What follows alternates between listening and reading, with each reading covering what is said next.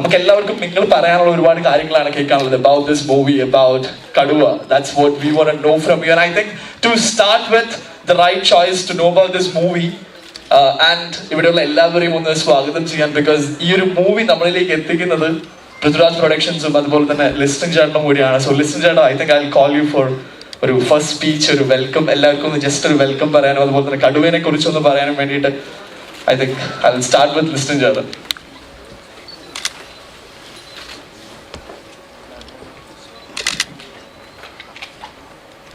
ഞാൻ സംസാരിക്കാനുള്ള എല്ലാ അവകാശങ്ങളും ഞാനും പൃഥ്വിരാജുമായിട്ട് രാജു മുമ്പേ പറഞ്ഞു 3 എഗ്രിമെന്റ് വെച്ചിട്ടുണ്ടെന്ന്. അപ്പോൾ ആ എഗ്രിമെന്റിൽ തന്നെയുണ്ട് സംസാരിക്കാനായിട്ടുള്ള എല്ലാ അവകാശങ്ങളും പുള്ളി തന്നെ എഴുതി വാങ്ങിച്ചിട്ടുണ്ട്. അതിനകത്ത് അപ്പോൾ കൊണ്ടിട്ട് പുള്ളി തന്നെ അതെല്ലാം ക്ലാരിഫൈ ഈവൻ ചെയ്യുന്നതാണ്. അല്ല, അതാണ്. അപ്പോൾ അതിൽ നിന്ന് അങ്ങ് തുടങ്ങാമെന്ന് ഓർത്തിട്ടാ. അപ്പോൾ ഇങ്ങനെയൊരു സിനിമ, ഇപ്പോൾ ഞാൻ കുറേയധികം സിനിമകൾ നിർമ്മിച്ചിട്ടുണ്ട്.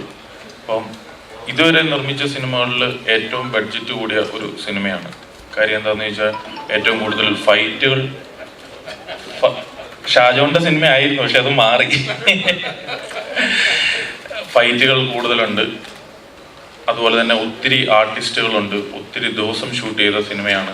അതുപോലെ തന്നെ ഈ കോവിഡിൻ്റെ ഒരു ഏറ്റവും പീക്ക് ടൈമിൽ സ്റ്റാർട്ട് ചെയ്തൊരു സിനിമയാണ്. അപ്പോൾ അതുകൊണ്ടിട്ട് കുറേ ഷെഡ്യൂളുകൾ എടുത്തിട്ടുണ്ട്.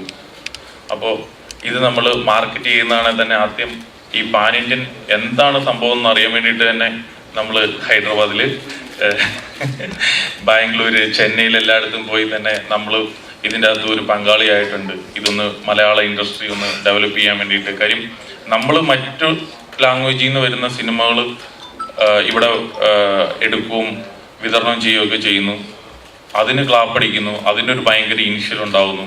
അപ്പം നമ്മുടെ, അതായത് ഈ റിയലിസ്റ്റിക് സിനിമകളാണ് കൂടുതൽ ഇവൻ എടുത്തുകൊണ്ടിട്ടിരിക്കുന്നത്. അപ്പം അതൊന്ന് മാറി രാജുവിന് തന്നെ പേടിയാണ് ചില സമയത്ത്. ഇതെന്താണ് നമ്മൾ ചെയ്തു കഴിഞ്ഞു കഴിഞ്ഞാൽ ഇവര് അങ്ങനെ ആ അർത്ഥത്തിൽ തന്നെ എടുക്കൂ എന്നുള്ളത് തന്നെ. ഞാൻ പറഞ്ഞു, രാജു ഒരു ധൈര്യം കാട്ടിയാലേ ഉള്ളൂ മറ്റുള്ളവർക്ക് കൂടെ ഇപ്പൊ ഇവൻ ഇത് ചെയ്യാനായിട്ട് ഇവൻ പറ്റുള്ളൂ, നമുക്ക് ചെയ്യാം എന്നുള്ള ഒരു തീരുമാനത്തിലാണ് ഇത് ചെയ്തത്. കാര്യം എന്താണെന്ന് വെച്ചാൽ രാജുവിന്റെ മനസ്സിൽ ഇപ്പോഴും ഉണ്ട്, നമ്മൾ ഇതൊക്കെ കാട്ടി കഴിഞ്ഞു കഴിഞ്ഞാൽ മറ്റുള്ളവർക്ക് ഇഷ്ടപ്പെടുമോ എന്നുള്ളൊരു തോന്നലാണ്. പിന്നെ രാജുവിന്റെ ഒരു തീരുമാനം അറിയാലോ, പോവെങ്കിൽ പോവട്ടെ, കുഴപ്പമില്ല, നമുക്കത് ഇതല്ല ഇതിന്റെ അപ്പുറവും കണ്ടിട്ടുള്ളതാണ് എന്നുള്ള ലെവലിലാണ് രാജു ഇരിക്കുന്നത്.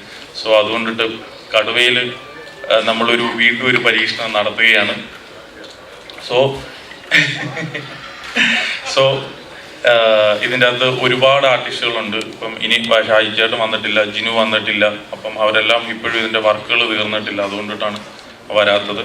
പിന്നെ വിവേക് ഒബ്രോയ് ഈ സിനിമയിൽ രാജുവിനെ പോലെ തന്നെ ഏറ്റവും കൂടുതൽ ഡെഡിക്കേറ്റഡ് ആയിട്ട് അഭിനയിച്ച അല്ലെങ്കിൽ പാർട്ടിസിപ്പേറ്റ് ചെയ്ത ഒരാളാണ് ഞാൻ. നമ്മളിപ്പം സിനിമയിലൊക്കെ ഇപ്പം പറയാം, എല്ലാവരും വന്നിട്ട് അഭിനയിച്ചു കഴിയുമ്പോൾ ബിഫോർ ഡബിങ്ങിന് മുമ്പ് പൈസയൊക്കെ വാങ്ങിച്ചുകൊണ്ടിട്ട് പോകുന്നവരാണ് എല്ലാവരും. കാര്യം അത് കഴിഞ്ഞ് കഴിഞ്ഞാൽ അവർക്കൊരു കോൺഫിഡൻസ് ഇല്ല, അതുകൊണ്ടിട്ട്. പക്ഷെ വിവേക് ഒബ്രോയിനെ സംബന്ധിച്ച് അഭിനയിച്ച് കഴിഞ്ഞിട്ടാണ്, കംപ്ലീറ്റ് തീർന്നു കഴിഞ്ഞിട്ടാണ് ഫുൾ പൈസ പോലും ഇവൻ വാങ്ങിച്ചത്. അപ്പൊ അതൊക്കെ നമ്മളെ സംബന്ധിച്ചൊരു വണ്ടറിങ് ആണ്. ഇപ്പം ഷാജോണിനൊക്കെ ചിലപ്പോൾ സംശയമുണ്ട്. കാര്യം ഷാജോൺ പറഞ്ഞെന്തോ ഒരു പിടിയില്ലെങ്കിൽ ചിലപ്പോൾ കിട്ടിയില്ലെങ്കിലോ എന്നോർത്ത് തന്നെ എന്തെങ്കിലുമൊക്കെ സ്ഥലം വാങ്ങലുണ്ട്, ഫ്ലാറ്റ് വാങ്ങലുണ്ട്, ഫ്ലാറ്റ് മെയിൻ്റനൻസ് ഉണ്ട് എന്നൊക്കെ പറഞ്ഞിട്ട് നമ്മളിൽ നിന്ന് വാങ്ങും. അപ്പൊ അതുകൊണ്ടിട്ട് ഒരു ഡിഫറെന്റ് അനുഭവമായിരുന്നു from Vivek Oberoi. No problem. So അതുകൊണ്ടിട്ട് എല്ലാവർക്കും ഒരു ബിഗ് താങ്ക്സ് പറയാണ്. നിങ്ങളുടെ എല്ലാം വലിയ സപ്പോർട്ട്, അനുഗ്രഹം, പ്രാർത്ഥന, ഹെൽപ്പ് ഒക്കെ ഈ സിനിമയ്ക്ക് ആവശ്യമാണ്. കാര്യം ഈ സിനിമ നിങ്ങൾക്ക് ഒട്ടും കൊള്ളത്തില്ലെന്ന് ഫീൽ ചെയ്യുകയാണെങ്കിൽ നിങ്ങൾ നെഗറ്റീവ് തന്നെ എഴുതിക്കോട്ടോ. പക്ഷെ നമുക്കൊരു പൂർണ്ണ വിശ്വാസമുണ്ട് ഈ സിനിമ ഒരു ബോറടിപ്പിക്കുന്ന സിനിമയായിരിക്കത്തില്ല, ഒരു കൈയടിപ്പിക്കുന്ന സിനിമയാണെന്നുള്ളൊരു ഇത് കണ്ടതിൻ്റെ സ്ഥിതിക്ക്. നമ്മൾ 2-3 പ്രാവശ്യം കണ്ടു, പലരെ കൊണ്ടിട്ട് കാണിച്ചു, എന്തെങ്കിലും അഭിപ്രായം ഉണ്ടോ അല്ലെങ്കിൽ മോശമായിട്ടുള്ള നിങ്ങൾക്ക് ഏതെങ്കിലും ഭാഗം ഉണ്ടെങ്കിൽ പറയാൻ പറഞ്ഞിട്ട് അങ്ങനെ പല ആൾക്കാർ ഇത് കണ്ടു. എല്ലാവർക്കും ഭയങ്കരമായിട്ട് ഇഷ്ടപ്പെട്ടു. ഒരു 2 മണിക്കൂർ 30 മിനിറ്റ്സ് ഈ സിനിമയുണ്ട്. എല്ലാവർക്കും ഇഷ്ടപ്പെടുന്ന ഒരു സിനിമയാണ് എന്നാണ് എൻ്റെ ഒരു പൂർണ്ണമായ വിശ്വാസം, അല്ലെങ്കിൽ ഈ സിനിമ കണ്ടവരുടെ ഒരു വിശ്വാസം. അതിൻ്റെ ഒരു ബലത്തിൽ തന്നെ പറയട്ടെ. അതുകൊണ്ടിട്ടാണ് നമ്മൾ ഈ നമ്മൾ മാക്സിമം തിയേറ്ററുകൾ തന്നെ റിലീസ് ചെയ്യുന്നുണ്ട്. ഇപ്പം തന്നെ നമുക്ക് ഒരു 350 തിയേറ്ററുകളോളം നമ്മൾ റിലീസ് ചെയ്യുന്നുണ്ട്. തിയേറ്ററുകാർ തന്നെ ചോദിക്കുകയാണ് ഈ സിനിമ നമുക്ക് വേണമെന്ന്. കാര്യം അവർക്കും ഒരു പ്രതീക്ഷ കൊടുക്കാനായിട്ട് ഇതുവരെയുള്ള പബ്ലിസിറ്റി ആയിക്കോട്ടെ, ഈ സിനിമയുടെ വന്ന ടീസർ ആയിക്കോട്ടെ, അല്ലെങ്കിൽ ടീസറുകളായിക്കോട്ടെ ഒക്കെ ഒരു ഇംപ്രഷൻ ക്രിയേറ്റ് ചെയ്തിട്ടുണ്ട്. ഞങ്ങളുടെ ഒരു വിശ്വാസം ആ ഇംപ്രഷന് അല്ല അതിന് മേളിലൊരു സിനിമ തരാനായിട്ട് പറ്റും. ഷായി ചേട്ടൻ തന്നെ എന്നോട് പറഞ്ഞു, ആക്ച്വലി ഞാൻ വന്ന് വലുതായിട്ട് പറയുന്നില്ല, ഇവന്മാർ മിക്കവാറും എനിക്ക് ട്രോളാൻ ചാൻസ് ഉണ്ട്, അപ്പോൾ അതുകൊണ്ടിട്ട് ഞാൻ വന്ന് കമൻ്റ് അടിക്കുന്നില്ല, സിനിമ കണ്ടു കഴിഞ്ഞിട്ട് പറയാം, ഇതാടാ ഞാൻ എടുത്തു വെച്ച സിനിമ എന്ന് പറയാനായിട്ട് ആഗ്രഹിക്കുന്ന ഒരാളാണ് ഷായി ചേട്ടൻ. അതുകൊണ്ടിട്ട് എല്ലാവരുടെയും വരാത്തവരുടെയും പേരിലുള്ള ഒരു താങ്ക്സ് ഇവൻ പറയുന്നു. Thank you. താങ്ക്സ് എ ലോട്ട്. ഇവരുടെ രണ്ടുപേരും ഒരു അസോസിയേഷൻ നോക്കിക്കഴിഞ്ഞാൽ എനിക്ക് തോന്നുന്നു വിമാനം, അത് കഴിഞ്ഞ് ഇപ്പോ like we had driving license, Jana Gana Mana, ഇപ്പൊ കടുവ, ലൈക്ക് ഒക്കെ ഹിറ്റിൽ നിന്ന് ഹിറ്റിലേക്ക് വെച്ച് കയറിക്കൊണ്ടിരിക്കുമ്പോൾ ഇതൊരു മൾട്ടി ലിംഗ്വൽ, ഒരു 5 ലാംഗ്വേജസിൽ ഒരു അടിപൊളി റിലീസ് വരുന്നു. ആൻഡ് ഇത് കഴിഞ്ഞ് അടുത്ത മൂവി നോക്കുവാണെങ്കിലും gold is coming, like on the way for Onam release അല്ലേ. അപ്പോൾ we are all waiting for that. Onam release ആയിരിക്കും എന്ന് പ്രതീക്ഷിക്കുന്നു. ഹോപ്പ്ഫുള്ളി. അൽഫോൺസ് ഇപ്പോഴും പ്രവർത്തനത്തിലാണ്. ഓക്കെ. ആൻഡ് എനിക്ക് തോന്നുന്നു അത് കഴിഞ്ഞ് ഈ ഒരു അസോസിയേഷൻ, ഒരു പ്രൊഡക്ഷൻ അസോസിയേഷനിൽ ചെന്ന് നിൽക്കുന്നത് ഇപ്പോ സെൽഫിയുടെ ഷൂട്ട് കഴിഞ്ഞു എന്ന് കേട്ടു, റൈറ്റ്? ലൈക്ക് അതും അക്ഷയ് കുമാർ സാരൻ, ഇമ്രാൻ ഹാഷ്മി രണ്ടുപേരും ഒരുമിച്ച് വരുന്നു, അതിന്റെ ഷൂട്ട് കഴിഞ്ഞു. സോ കരൺ ജോഹറിന്റെ ധർമ്മ പ്രൊഡക്ഷൻസുമായിട്ടുള്ള ഒരു അസോസിയേഷൻ ആണ്. സോ ഇങ്ങനെ ഒരു ലെവലിൽ നിൽക്കുമ്പോൾ ഈ ചോദ്യം പൃഥ്വിരാജിനോടാണല്ല, ലിസ്നറിനോടാണ് ഈ ഒരു ചോദ്യം. അക്ഷയ് കുമാർ ഇന്നലെ വൈകിട്ടോട് വിളിച്ചുള്ളൂ, എപ്പോഴാണ് അടുത്ത സിനിമ എന്ന് ചോദിച്ചു.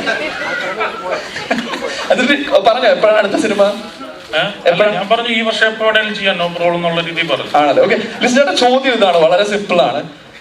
പൃഥ്വിരാജ് സുകുമാരൻ ലിസ്റ്റിൻ ചേട്ടന്റെ ഭാഗ്യമാണോ അതോ ലിസ്റ്റിൻ ചേട്ടൻ പൃഥ്വിരാജ് സുകുമാരന്റെ ഭാഗ്യമാണോ?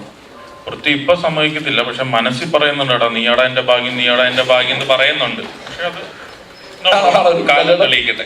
ആണോ? ഓക്കെ. എന്തായാലും എഗ്രിമെന്റ് ഒക്കെ ഉള്ള സ്ഥിതിക്ക് എനിക്ക് തോന്നുന്നു ഈ മൂവിനെ കുറിച്ച് കുറച്ചും കൂടി ആധികാരികമായിട്ട് പറയാൻ you would be the best person. കടുവാക്കുന്നിൽ കുറുവച്ചൻ, പ്ലീസ്. ഫസ്റ്റ്ലി എല്ലാ മാധ്യമ സുഹൃത്തുക്കൾക്കും താങ്ക് യു ഇന്നിവിടെ വന്നതിന്. ഞങ്ങൾ എല്ലാവരും ഇന്നലെ എത്താൻ ഒരുപാട് വൈകി. രാത്രി ഞാനൊക്കെ വീട്ടിലെത്തിയപ്പോൾ 1 മണിയൊക്കെ ആയി, ഒരുപാട് വൈകി. Thank you so much. Raju, ഞാൻ ബില്ലൊക്കെ സെറ്റിൽ ചെയ്തിട്ട് ഇന്ന് രാവിലെ വന്നത്. സെറ്റിൽ ചെയ്തു. അത്ഭുതങ്ങളാണല്ലോ സംഭവിച്ചുകൊണ്ടിരിക്കുന്നത്. ഈ കടുവ എന്ന് പറയുന്ന സിനിമയുടെ തിരക്കഥ ഞാൻ 2019 തുടക്കത്തിൽ എപ്പോഴാണ് എന്റെ സ്ക്രിപ്റ്റ് ഞാൻ കേൾക്കുന്നത്. ഞാൻ ആദ്യം കേൾക്കുന്നത് തന്നെ ആഡം ജോന്റെ സമയത്ത് ജിനു എന്നോടൊരു കഥ പോലെ ഇങ്ങനെ ഒരു തോട്ട് പറഞ്ഞിരുന്നു. അതിനുശേഷം ജിനു എൻ്റെ അടുത്തൊരു ഫുള്ളി റിട്ടൺ സ്ക്രിപ്റ്റ് ആയിട്ടാണ് വരുന്നത്. 2019 ബിഗിനിങ്ങിൽ എപ്പോഴാണ് എന്റെ സ്ക്രിപ്റ്റ് കേട്ടത്. അന്ന് 3 വർഷങ്ങൾക്ക് മുമ്പ് എന്റെ സ്ക്രിപ്റ്റ് കേട്ടപ്പോൾ ആദ്യം എനിക്ക് തോന്നിയത് തന്നെ കുറെ നാളായിരുന്നു ഇങ്ങനൊരു സാധനം കേട്ടിട്ട് എന്നുള്ളതാണ്. കാരണം നമ്മൾ ആ സമയത്ത് ചെയ്തുകൊണ്ടിരിക്കുന്നതും അടുത്ത ചെയ്യാൻ പോകുന്നതും മലയാളത്തിൽ കൺസിസ്റ്റന്റ് ആയി വന്നുകൊണ്ടിരിക്കുന്നതും എല്ലാം നമുക്കറിയാവുന്ന പോലെ വളരെ റിയലിസ്റ്റിക് ആയിട്ടുള്ള മനോഹരമായ സിനിമകൾ നമ്മുടെ ഒരു നല്ല ഫേസ് ആണ് ഇപ്പോൾ. പക്ഷെ ഈ ഒരു ജോണർ, ഇത്തരത്തിലുള്ള ഒരു സിനിമകൾ മാത്രം സംഭവിക്കാതിരിക്കുന്നുണ്ടോ നമ്മുടെ ഇൻഡസ്ട്രി എന്നുള്ള ചിന്ത അന്നേ എനിക്ക് ഉണ്ടായിരുന്നു. എനിക്ക് തോന്നുന്നു ഇന്ന് 3 വർഷങ്ങൾക്ക് ശേഷം കടുവ റിലീസാകുന്ന സമയമാകുമ്പോൾ ഒരുപാട് സിനിമാ സ്നേഹികൾ ഷെയർ ചെയ്യുന്ന ഒരു സെന്റിമെന്റ് ആണ് അതല്ലേ. നമ്മുടെ ഇൻഡസ്ട്രിയിൽ ഈ മാസ് ആക്ഷൻ എന്റർടൈനേഴ്സ് ഉണ്ടാകുന്നില്ല, നമ്മുടെ ഇൻഡസ്ട്രിയിൽ ആ ജോണർ എവിടെയോ നമ്മൾ കൈവിട്ടു പോകുന്നു എന്നുള്ളൊരു തോന്നൽ. അപ്പൊ ആ ഒരു ഫൊഗോട്ടൺ ജോണറിന്റെ ഒരു അവേക്കനിങ് ആകട്ടെ ഈ സിനിമ എന്നുള്ളതാണ് എന്റെ ഏറ്റവും വലിയ ആഗ്രഹം. ഇത് ഒരു 90കളുടെ തുടക്കത്തിൽ പാലാ കാഞ്ഞിരപ്പള്ളി ബെൽഗിൽ നടക്കുന്ന ഒരു കഥയാണ്, ഒരു നാടൻ അടിപ്പടം ആണ്. അപ്പൊ ഞാൻ ഇതിന്റെ സ്ക്രിപ്റ്റ് കേട്ടോണ്ടിരുന്നപ്പോ ഫുൾ എന്റെ മനസ്സിലേക്ക് വന്ന, നമ്മൾ ഈ സ്ക്രിപ്റ്റ് കേൾക്കുമ്പോൾ ഈ ചില കണ്ട സിനിമകളുടെ റെഫറൻസസും ഓർമ്മകളും ഒക്കെ നമ്മുടെ മനസ്സിലേക്ക് വരുമല്ലോ. അപ്പൊ എന്റെ മനസ്സിലേക്ക് അങ്ങനെ ഓടിയെത്തിയ, നമ്മൾ ചെറുപ്പകാലത്ത് തിയേറ്ററിൽ പോയി ഫസ്റ്റ് കണ്ട് കൈയടിച്ച ലാലേട്ടന്റെയും മമ്മൂക്കയുടെയും സുരേഷ് ചേട്ടന്റെയും ഒക്കെ സിനിമകൾ ഇങ്ങനെ മനസ്സിലേക്ക് ഓടിയെത്തിയപ്പോൾ അതിൽ ഭൂരിഭാഗവും ആക്ച്വലി ഷാജിയേട്ടന്റെ സിനിമകളെ കുറിച്ചാണ് ഞാൻ ചിന്തിച്ചത്. അങ്ങനത്തെ മേക്കിംഗ്, അങ്ങനത്തെ ടേക്കിങ്സ്, അത്തരത്തിലുള്ള ക്യാമറ മൂവ്മെന്റ്സും ഒക്കെ. അപ്പൊ അതുകൊണ്ടാണ് ഈ സ്ക്രിപ്റ്റ് കേട്ട് കഴിഞ്ഞപ്പോൾ ഞാനാണ് ആദ്യം ഷാജിയേട്ടനെ വിളിച്ചത്. അദ്ദേഹം വിളിച്ചിട്ട്, ഷാജിയേട്ടാ ഒരു സ്ക്രിപ്റ്റ് ഞാൻ കേട്ടു. അന്ന് 2019 തന്നെ അദ്ദേഹം മലയാളത്തിൽ ഒരു സിനിമ ചെയ്തിട്ട് എനിക്ക് ഓർമ്മ ശരിയാണ് 6-7 വർഷങ്ങളായിരുന്നു. ഞാൻ പറഞ്ഞു, ഈ ഒരു സ്ക്രിപ്റ്റ് കേട്ടിട്ട് ഇതാണ് ഷാജിയേട്ടനെ തിരിച്ച് മലയാളത്തിലേക്ക് ഒരു തിരിച്ചുവരവായിട്ട് കാണേണ്ട സിനിമ എന്ന് തോന്നുന്നുണ്ടെങ്കിൽ ഇത് ഷാജിയേട്ടൻ ചെയ്യണം. ഷാജിയേട്ടൻ ചെയ്താൽ ഇതിൽ ഞാൻ അഭിനയിക്കാം, ഞാനത് നിർമ്മിക്കുകയും ചെയ്യാം, എന്റെ സുഹൃത്ത് ലിസ്റ്റിനുമായിട്ട് ചേർന്ന് നിർമ്മിക്കുകയും ചെയ്യാമെന്ന് ഞാൻ പറഞ്ഞിരുന്നു. ഷാജിയേട്ടൻ സ്ക്രിപ്റ്റ് വായിച്ചു, അദ്ദേഹത്തിന് ഭയങ്കര ഇഷ്ടപ്പെട്ടു. അങ്ങനെയാണ് ഇതൊരു ഷാജി കൈലാസ് സിനിമയെ മാറുന്നത്. ഇന്നെനിക്ക് ഏറ്റവും വലിയ സന്തോഷം, ഇത് 100% ഒരു ഷാജി കൈലാസ് സിനിമയാണ്. ഷാജി ഏട്ടനെ നമ്മളെല്ലാവരും ഇഷ്ടപ്പെട്ട, കാണാൻ ആഗ്രഹിക്കുന്ന ഒരു ഷാജി കൈലാസ് സിനിമ കാണാൻ പണ്ട് നമ്മൾ തിയേറ്ററിൽ പോകുമ്പോൾ എന്തൊക്കെ കാണണമെന്ന് ആഗ്രഹിച്ചായിരുന്നോ പോയത്, അതെല്ലാം കാണാൻ സാധിക്കുന്ന ഒരു സിനിമയാണ് കടുവ എന്നാണ് എൻ്റെ ഒരു പ്രതീക്ഷ. എനിക്ക് ഈ സിനിമ വർക്കാകണമെന്ന് വലിയ ആഗ്രഹമുണ്ട്. സ്വാഭാവികമായിട്ടും ഞാൻ അഭിനയിച്ച സിനിമ ആയതുകൊണ്ടും നിർമ്മിച്ച സിനിമ ആയതുകൊണ്ടും. പക്ഷെ അതിലുപരി എനിക്ക് തോന്നുന്നു ഈ സിനിമ വർക്കായാൽ ചിലപ്പോൾ ഇനിയും നമ്മുടെ ഇൻഡസ്ട്രിയിൽ at least once in a while ഇത്തരത്തിലുള്ള ഈ മാസ് മസാല ആക്ഷൻ എന്റർടൈനേഴ്സും ഉണ്ടാകും എന്നൊരു പ്രതീക്ഷ എനിക്കുണ്ട്. ഒരു റെക്കറിംഗ് നറേറ്റീവ് ആണ് നമുക്കിടയിൽ. ഈ നല്ല ആക്ഷൻ സിനിമകൾ കാണണമെങ്കിൽ, അല്ലെങ്കിൽ നല്ല മാസ് എന്റർടൈനേഴ്സ് കാണണമെങ്കിൽ അന്യഭാഷാ ചിത്രങ്ങൾ കാണണം എന്നുള്ളത്. ആ നറേറ്റീവ് നമുക്ക് നിർത്തണം. മലയാളത്തിലും അത്തരം സിനിമകൾ വേണം. നമ്മൾ സൃഷ്ടിക്കുന്ന മനോഹരമായ റിയലിസ്റ്റിക് ആയിട്ടുള്ള, ഇന്റലക്ച്വൽ ആയിട്ടുള്ള, സോഷ്യലി റിലവന്റ് ആയിട്ടുള്ള സിനിമകൾക്കിടയിൽ ഇത്തരം സിനിമകൾക്കും ഒരു സ്പേസ് ഉണ്ടാകണം എന്നാണ് എൻ്റെ അഭിപ്രായം. അപ്പോഴാണല്ലോ ഒരു ഇൻഡസ്ട്രി ഫുള്ളി മൾട്ടി ഫെസറ്റഡ് ആവുന്നത്. സോ അതാണ് എൻ്റെ ഒരു പ്രതീക്ഷയും ആഗ്രഹവും. നിങ്ങളുടെ എല്ലാവരുടെയും അനുഗ്രഹവും പ്രാർത്ഥനയും ഈ സിനിമയ്ക്ക് ഇപ്പോൾ ഉണ്ടാകണം എന്ന് ഞാൻ അഭ്യർത്ഥിക്കുന്നു. Once again thank you for being here. Thanks a lot രാജോട. ആൻഡ് ഈ ഒരു ലൈക്ക് ആക്ഷൻ മാസ് മൂവി അല്ലെ, ഇപ്പോ വൺ സൈഡിൽ പൃഥ്വിരാജ് ആണെങ്കിൽ the other side, if you say it's a war, the other side should be like super strong. അപ്പൊ അത്ര strong ആയിട്ടുള്ള ഒരു സൈഡാണ് അപ്പുറത്ത് ചിരിച്ചുകൊണ്ടിരിക്കുന്ന ഒരു മുഖം, right? And how is that? എനിക്ക് തോന്നി നമ്മൾ ഈ മലയാള സിനിമകളുടെ ഏറ്റവും ഇൻട്രസ്റ്റിംഗ് കാര്യമെന്ന് മറ്റ് ഭാഷകളിൽ നമ്മൾ അവരോട് സംസാരിക്കുമ്പോൾ അവർ പറയുന്ന റൈറ്റിംഗ് ആണ്. നമ്മളിപ്പോ ഒരു മാസ് ആക്ഷൻ എന്റർടൈനർ മൗണ്ട് ചെയ്യുമ്പോൾ പോലും നമ്മൾ വളരെ കൺവീനിയന്റ് ആയിട്ടുള്ള, വളരെ സൽഗുണ സമ്പന്നനായ ഒരു നായകനും എല്ലാ കുഴപ്പങ്ങളും ഉള്ളൊരു വില്ലനും, അത്തരത്തിലുള്ള ഒരു നരേറ്റീവ് അല്ല നമ്മുടെ സിനിമകൾക്ക് ഉണ്ടാകാറുള്ളത്. കടുവയിലും ആ ഗുണമുണ്ട്. ഞാൻ തമാശയ്ക്ക് എപ്പോഴും പറയും, സച്ചി തുടങ്ങി വെച്ച ഈ ഒരു മെയിൽ ഈഗോ ബേസ്ഡ് സിനിമകളുടെ ട്രിലജിയാണ് ഞാൻ കടുവയിൽ കംപ്ലീറ്റ് ചെയ്യുന്നത്. കാരണം ഡ്രൈവിംഗ് ലൈസൻസും അയ്യപ്പനും കോശിയും കടുവയും. ഇപ്പൊ കടുവയുടെയും പ്ലോട്ടിന്റെ കോർണർ സ്റ്റോൺ എന്ന് പറയുന്നത് രണ്ട് വ്യക്തിത്വങ്ങൾ തമ്മിലുള്ള ഒരു ഈഗോ ഇഷ്യൂ ആണ്. വളരെ ചെറിയൊരു സാധനമാണത്. ഇവർ രണ്ടുപേരും ഒരു മേശയ്ക്ക് അപ്പുറം ഇപ്പുറം ഇരുന്ന് സംസാരിച്ചാൽ 5 മിനിറ്റിൽ തീരാവുന്ന ഒരു ഇഷ്യൂ ആണത്. പക്ഷെ രണ്ടുപേരുടെയും പേഴ്സണാലിറ്റി എന്താന്ന് വെച്ചാൽ അത് വേണ്ട, ഞാൻ അങ്ങനെ ഇപ്പൊ അവനെ പോയി കണ്ട് സോറി പറയുന്നില്ല എന്ന് പറഞ്ഞ് തുടങ്ങി ഇതിങ്ങനെ വലുതായി കടുവയെ സംബന്ധിച്ചിടത്തോളം കുറച്ച് കഴിഞ്ഞതൊരു സ്റ്റേറ്റ് മെഷീനറിയും സ്റ്റേറ്റ് ഗവൺമെന്റും പോലീസ് ഫോഴ്സും എല്ലാവരും ഇൻവോൾവ് ആകുന്ന ഒരു വലിപ്പത്തിലേക്ക് അത് വളരുന്നൊരു പ്രവണതയാണ് കടുവയുടെ കഥയുടെ. മാത്രമല്ല, അയ്യപ്പനും കോശിയും എന്നൊക്കെ പറഞ്ഞ സിനിമകൾ വളരെ റൂട്ടഡ് ആയി, റിയലായി, ഡ്രമാറ്റിക് അല്ലാത്ത രീതിയിൽ അവതരിപ്പിച്ച സിനിമയാണ്. കടുവ അങ്ങനെയല്ല. കടുവ എല്ലാ സിനിമാറ്റിക് ലിബർട്ടീസും എടുത്ത ഒരു മെയിൻ സ്ട്രീം മാസ് ആക്ഷൻ എന്റർടൈനറിന്റെ സിനിമാറ്റിക് ലാംഗ്വേജിൽ പറയുന്ന ഒരു കഥയാണ്. അപ്പൊ ഇതില് ഒരാൾ നല്ലവൻ, മറ്റൊരാൾ മോശക്കാരൻ എന്നുള്ള ഒരു വേർതിരിവല്ല. ഈ രണ്ടുപേർക്കും ശരികളും തെറ്റുകളും ഉണ്ട്. രണ്ടുപേരും ഈ കഥയുടെ പല ഭാഗങ്ങളിലായി തെറ്റുകളും ശരികളും ചെയ്തിട്ടുണ്ട്. അപ്പൊ രണ്ടുപേരും ഈക്വലി പവർഫുൾ ആയിരിക്കണം എന്ന് ഈ സ്ക്രിപ്റ്റിൽ തന്നെ ഉണ്ട്. ഈ രണ്ടും ഈക്വൽ ഫോഴ്സസ് ആണ്. ഒരു immovable object meeting unstoppable force എന്ന് പറയുന്ന പോലെ രണ്ടുപേരും ഈക്വൽ ഫോഴ്സസ് ആണെന്നുള്ളൊരു തോന്നൽ കാണുന്ന ആൾക്കാർക്ക് ഉണ്ടാകണം എന്നുള്ളത് ഈ സ്ക്രിപ്റ്റിൽ തന്നെ ഉണ്ട്. അപ്പൊ അതിന് ഞങ്ങൾ കാസ്റ്റിംഗ് ഓപ്ഷൻസിനെ പറ്റി ആലോചിച്ചപ്പോൾ ഞാനാണ് വിവേകിന്റെ പേര് ആദ്യം സജസ്റ്റ് ചെയ്തത്. വിവേകിന്റെ പേര് പറഞ്ഞ ഉടനെ എല്ലാവരും ഇമ്മീഡിയറ്റ്ലി അയ്യോ മൂപ്പര് വന്ന ഉഗ്രനായിരിക്കും, മൂപ്പരെ ഞാൻ കൊണ്ടുവരുമല്ലോ. അങ്ങനെയാണ് ഞാൻ വിളിച്ച് you have to come and do this for me എന്ന് പറഞ്ഞു. ഞങ്ങൾ ലൂസിഫർ മുതൽ വലിയ സുഹൃത്തുക്കളാണ്. നമ്മള് ഇൻഫാക്ട് അങ്ങനെ എപ്പോഴും സംഭവിക്കാറില്ല. നമ്മൾ സിനിമ ചെയ്തിട്ട് ഒരു റിലേഷൻഷിപ്പ് തുടങ്ങി അത് സിനിമയ്ക്ക് വെളിയിലും ആ റിലേഷൻഷിപ്പ് കൊണ്ടു നടക്കുക എന്ന് പറയുന്നത് doesn't happen with everyone after every film. But Vivek and me are now truly, we share a bond beyond cinema. Our families know each other. അപ്പോ ഞാൻ വിളിച്ചിട്ട് ഞാൻ വേറെ ചോദ്യമൊന്നും വേണ്ട, ഇത്രയും തീയതി വരണമെന്ന് പറഞ്ഞു. ഒരു ഈ പറയുന്ന പോലെ നിങ്ങൾ കാണുന്ന പോലല്ല ആക്ച്വലി. വിവേകിന് സിനിമയ്ക്ക് വെളിയിൽ ഒരുപാട് തിരക്കുകളുള്ള ഒരാളാണ്. അതെനിക്ക് personally അറിയാവുന്നതുകൊണ്ട് cinema.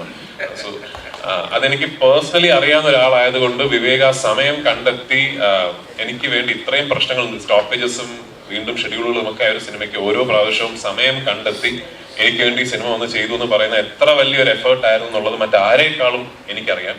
I'll forever be thankful to him for that. ഇതിലെ ജോസഫ് ചാണ്ടി എന്ന് പറയുന്ന കഥാപാത്രം വിവേക് ഓബ്രോയ് എന്ന നടൻ ചെയ്തു എന്നത് 100% ഈ സിനിമയ്ക്കാണ് ഗുണം ചെയ്തിരിക്കുന്നത്. ആൻഡ് ഇന്നും വിവേകിനെ ഡയറക്റ്റ് ചെയ്തൊരു ഡയറക്ടർ എന്ന നിലയ്ക്ക് I can confidently say he's nowhere near fully explored as an actor. So he's like more to be explored. Absolutely. Okay, so let's see like what he gotta say, Vivek Oberoi. what do you have to say? Like, मुझे लगता है आपका पहला movie जो था, that was with Mohanlal sir, right? In Company. And then you did a movie with both of them, Prithviraj and Mohanlal sir in Lucifer. And now we are with Prithviraj sir for this movie. So how was the experience and what do you have to say about this movie on an all over thing? Experience was horrible. No, I love Prithvi. I think he's a phenomenal powerhouse of talent. Only problem I have is he makes everybody insecure because he does so many things, man. I mean, yesterday I made a statement. I said that Prithviraj is Kerala's Kamal Haasan. I know it's a big statement to make, but look, he's able to act, dance, produce, edit, write, sing. Oh my God, what doesn't he do? Only Samyukta is safe. Even if he shaves, he can't do her role. Huh? So, no, but true, honestly, from the heart, really, really proud of this guy. He's so committed. He lives, breathes, eats, drinks, sleeps cinema. I mean, he's constantly, I mean, you see him, he's so focused and committed and he loves cinema so deeply. And it's amazing to see that. He and I both shared a 20-year journey. Right? He's 20 years in the industry. This year's my 20 years in the industry. But if I just see everything that Prithvi has achieved in comparison with myself, he's achieved so much more as a creative person because of that sheer dedication, passion, and single-minded focus. And that's amazing. It's amazing to work with somebody like that. He inspires me in many, many ways. And I love the experience of working here. And like I said, I didn't do the film for money. Liston promised me a Ferrari. Liston promised me a Ferrari at the end of the film. Success. I'm sure he'll bring one toy Ferrari and give it to me, knowing Liston. No, didn't do it for money for a simple reason. I really loved the experience of working with this team and just spending time with these amazing people. Working with a legendary director like Shaji Aitan was also an amazing experience. Working with this ever-smiling guy, Liston, was also amazing. I mean, we were shooting a massive action sequence. Our climax was going on. And Liston comes smiling to me and said, "Sir, back up." And I'm thinking, it's just 2:33 in the morning. We are supposed to shoot till 5:30 in the morning. Why is he saying pack up? And he's smiling, he says, "Go sir, no problem sir, tomorrow we'll shoot." I'm thinking, okay, what happened? Only next day I find out that there was actually like a riot kind of situation in the set, and he was smiling. So this kind of amazing team, it was a dream team to work with. I really enjoyed it. And of course the role of Joseph was also a very exciting character for me. I mean, to play something like that, I've learned a new word like Pala Achayan. Yeah, so it's kind of like a new species of being. But it was fun. It was fun playing that character, understanding the culture, understanding the relationship, working with Priyanka, working with Seema auntie. It was amazing to work with all these people. It was a really good experience. Okay, in your perspective, is Joseph gonna stand over Bobby? Bobby and Joseph are two different guys completely. See, Bobby is like this charming devil in disguise, right? He just knows smoothly how to make his things happen, how to lie, how to manipulate, how to cheat. He'll play anything. Joseph is actually the other end of the spectrum. So if you look at Kurvacha is larger than life. Kurvacha is rough. Kurvacha is Kadua is very local. Joseph is the opposite. Joseph is dignified, educated, classy, well-traveled. He lives in Trivandrum also, comes back home also. He has the authority and the power that kind of authority gives him, that uniform gives him. He's a good cop. He's an honest cop. He's a good Christian who loves to go, to church every Sunday. He's a pillar of his community. He's a good father, good husband, wonderful son. He's really wants to make his mother proud, his family honor, name, everything means a lot to him. What I loved about Joseph's character is to see one small sin, right? Which is the sin of arrogance, the sin of ego. One small thing like that becoming like a virus, in his mind and corrupting him. He could have easily just sorted the situation with Kadua. He could have just said, "Listen man, it's okay, sorry, forget about it." But that one ego, that male ego, that drove him to say, "No, I'm going to hit back. If he gave me one, I'll hit him two." that drives you to do things that you would not do normally and then takes you down a very, very negative spiral. So for me, Joseph's character was exploring that kind of story where a regular guy, a good guy, can take things to such a point just out of ego. This overcompensation, over-attacking for something that somebody has done to him. That I've never done in 20 years of my career. I've never done a character like that. So for me, it was a very different exploratory journey. I didn't want to play Joseph like a very larger-than-life guy who's, pulling his collar. I've done a lot of that. For me, I wanted to play a very serious, simple, honest guy who's looking straight. Bobby's still very stylish. Joseph is very, very real. Nice. So we're looking forward to see you on the screen as Joseph Shandy. Thank you, man. Yeah, and Samyukta, it's to you. Like, how was your experience in Kaduva? Like, maybe a couple of movies with Tovino, and then now with the brand Prithviraj Sukumaran. How was it? How was Kaduva, the experience? എനിക്ക് കടുവ ഞാൻ ഷാജി സാറിന്റെ സിനിമകളെല്ലാം ഈ കണ്ടു വളർന്നു എന്ന് പറയാം. പക്ഷെ പല സിനിമകളും ഞാൻ തിയേറ്ററിലല്ല കണ്ടിട്ടുള്ളത്. 2000-2001 അദ്ദേഹത്തിന്റെ മികച്ച സിനിമകൾ ഒരുപാട് വന്നിട്ടുള്ളത്. അത് ഞാൻ പലപ്പോഴും ടി വിയിലാണ് ഞാൻ കണ്ടിട്ടുള്ളത്.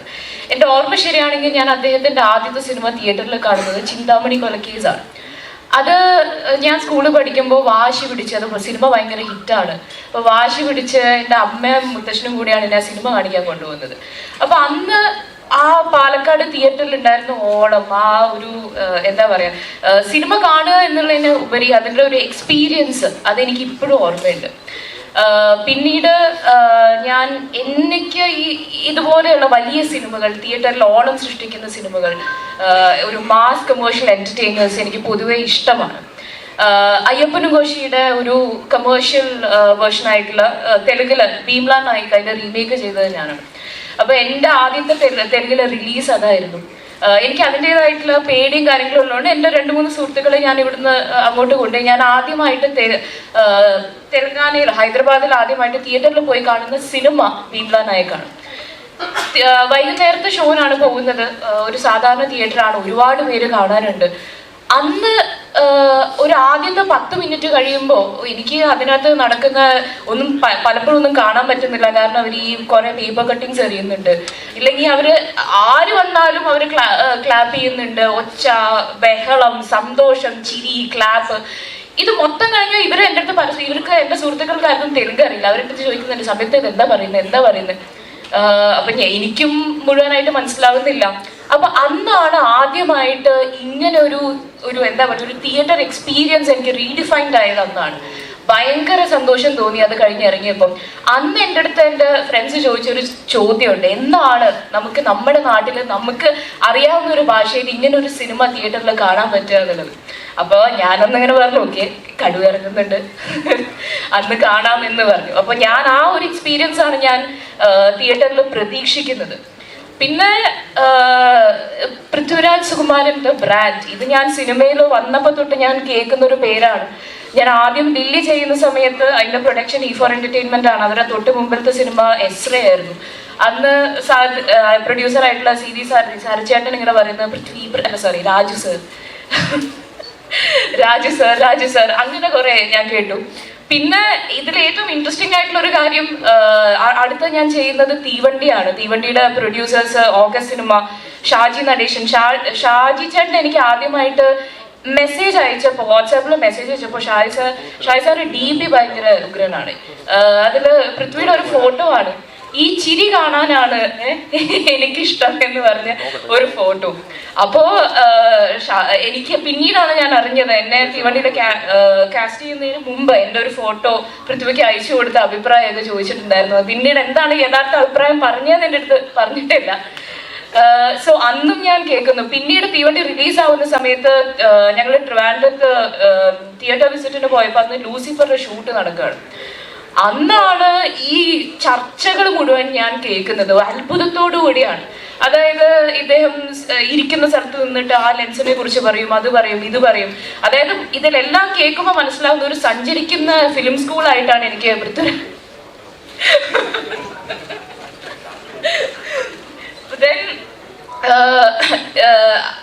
ഇതാണ് എനിക്ക് വെരി എക്സൈറ്റഡ്. ഇങ്ങനെ സന്തോഷായില്ലേ? ബാംഗ്ലൂർ പോയപ്പോ പൃഥ്വി സർ, തെലങ്കാനയിൽ ഹൈദരാബാദിലെ പൃഥ്വി ഗാരു, ചെന്നൈയിലെ പൃഥ്വി അണ്ണൻ. സോ ഇതൊക്കെയാണ് എനിക്ക് ഈ സിനിമയെ കുറിച്ച് പറയാനുള്ളത്. ഞാൻ ഒരുപാട് പ്രതീക്ഷിക്കുന്നുണ്ട്. എൻ്റെ ഒരു സിനിമ തിയേറ്ററിൽ ഇറങ്ങിയിട്ട്, മലയാളത്തിൽ ഇറങ്ങിയിട്ട് ഒന്നര വർഷം കഴിയുന്നു. Yes, I M waiting for it and yes, working with എൻ്റെ അമ്മ ഭയങ്കര ഫാനാണ്. Thank you. That's it. I'm genuinely a fan because Samyukta can speak Tamil, Telugu, Malayalam, Kannada, Hindi, Nepali, Afrikaans. You name the language, she is fantastic at it. Throughout this whole tour, I'm bending like this. Absolutely. So every time you see me in all the photos in all the press conferences like this, listening to her, she's better than Google Translate. Yes, so thanks a lot. And ഇവർക്ക് ഒരുപാട് ചോദ്യങ്ങൾ ചോദിക്കാനുണ്ട്, I know. Just before that, let's get a quick thing about Kaduva from Shaju ചേട്ടൻ. Thank you. എൻ്റെ ഒരു experience പറയുകയാണെങ്കിൽ എല്ലാ ആക്ടേഴ്സിൻ്റെയും വലിയ വലിയ സ്വപ്നങ്ങൾ ഒരു സ്വപ്നമായിരിക്കും ഷാജി കൈലാസിൻ്റെ ഒരു സിനിമയിൽ അഭിനയിക്കുക എന്നുള്ളത്. കാരണം നമ്മൾ കണ്ട് കൊതിച്ചിട്ടുള്ള, നമ്മൾ അനുകരിച്ച് നടന്നിട്ടുള്ള കുറേ നായകന്മാരുടെ സൂപ്പർ ഹിറ്റ് സിനിമകൾ തന്ന ആളാണ്. അപ്പം അങ്ങനെ എൻ്റെ വലിയൊരു ഡ്രീം ആയിരുന്നു ഷാജൻ്റെ ഒരു സിനിമയിൽ അഭിനയിക്കുക എന്നുള്ളത്. അത് ഈ സിനിമയിലാണ് അത് സാധിച്ചത്. അതിൻ്റെ ഒരു വലിയ സന്തോഷത്തിലാണ് ഞാൻ. പിന്നെ ഈ പറയുന്നത് പോലെ ഒരു പക്കാ അടിപ്പടമാണ്. നമ്മൾ തിയേറ്ററിൽ പോയിരുന്ന് വിസിലടിച്ച് കൈയടിച്ച് നമ്മുടെ ഒരു ആഘോഷമാക്കാൻ പറ്റുന്ന ഒരു ഫെസ്റ്റിവൽ മൂവി ആയിരിക്കും കടുവ എന്നുള്ളത്. തീർച്ചയായിട്ടും നമുക്ക് എല്ലാവർക്കും ഇഷ്ടപ്പെടുന്ന രീതിയിലുള്ള ഒരു സിനിമയായിരിക്കും. ഒരു 5-6 ഇടിയും ഒക്കെ ആയിട്ട് രാജുവിന്റെ വാരി വലിച്ചൊരു ഇടി കാണാൻ പറ്റും. അപ്പൊ നമുക്ക് എൻജോയ് ചെയ്യാൻ പറ്റുന്നതായിരിക്കും. എല്ലാം കൊണ്ടും ഞാനും വളരെ ഹാപ്പിയാണ്. വെയിറ്റ് ചെയ്തിരിക്കുന്നു സിനിമ. ഹാപ്പിയാണ് വെയിറ്റ് ചെയ്തിരിക്കുന്നത്. സുധീരൻ എന്താണ് പറയാനുള്ളത് ഒരു കടുവ എക്സ്പീരിയൻസ്? നമസ്കാരം. നമ്മുടെ ഈ മലയാള സിനിമയെ സംബന്ധിച്ചിടത്തോളം സമാന്തര സിനിമകളായിരുന്നു വളരെയധികം നേരത്തെ പേര് കേട്ടിരുന്നത്. എന്നാൽ ഈ അടുത്ത കാലത്ത് ഏറ്റവും കൂടുതൽ ചർച്ച ചെയ്യുന്നത് മലയാള സിനിമയേക്കാൾ മറ്റ് സിനിമകളായിരുന്ന ഈ സമയം തീർച്ചയായും മലയാള സിനിമയും അത്തരത്തിലേക്ക് ഉയർന്നു വന്നിരിക്കുന്നു എന്നുള്ളതാണ് ഏറ്റവും വലിയ പ്രത്യേകത. ഞാൻ ഈ കടുവയിലെ ഒരു ജയിൽ സൂപ്രണ്ടിന്റെ ക്യാരക്ടറാണ് ചെയ്യുന്നത്.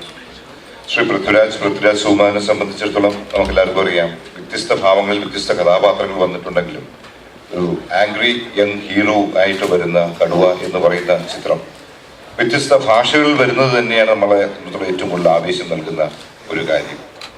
എൻ്റെ വ്യക്തിപരമായി ഞാൻ പറയുകയാണെങ്കിൽ എൻ്റെ ഏറ്റവും നല്ല സിനിമകളെല്ലാം ശ്രീ പൃഥ്വിയായിട്ട് അഭിനയിച്ച സിനിമകൾ തന്നെയാണ്. നിങ്ങൾക്ക് എല്ലാവർക്കും അറിയാം. വാസ്തവമായാലും സപ്തമശ്രീ ആയാലും മൊയ്തീനായാലും ഒരുവിധപ്പെട്ട എല്ലാ സിനിമകളും, എൻ്റെ നല്ല സിനിമകളെല്ലാം പൃഥ്വിയായിട്ട് കൂടുമ്പോഴാണ്.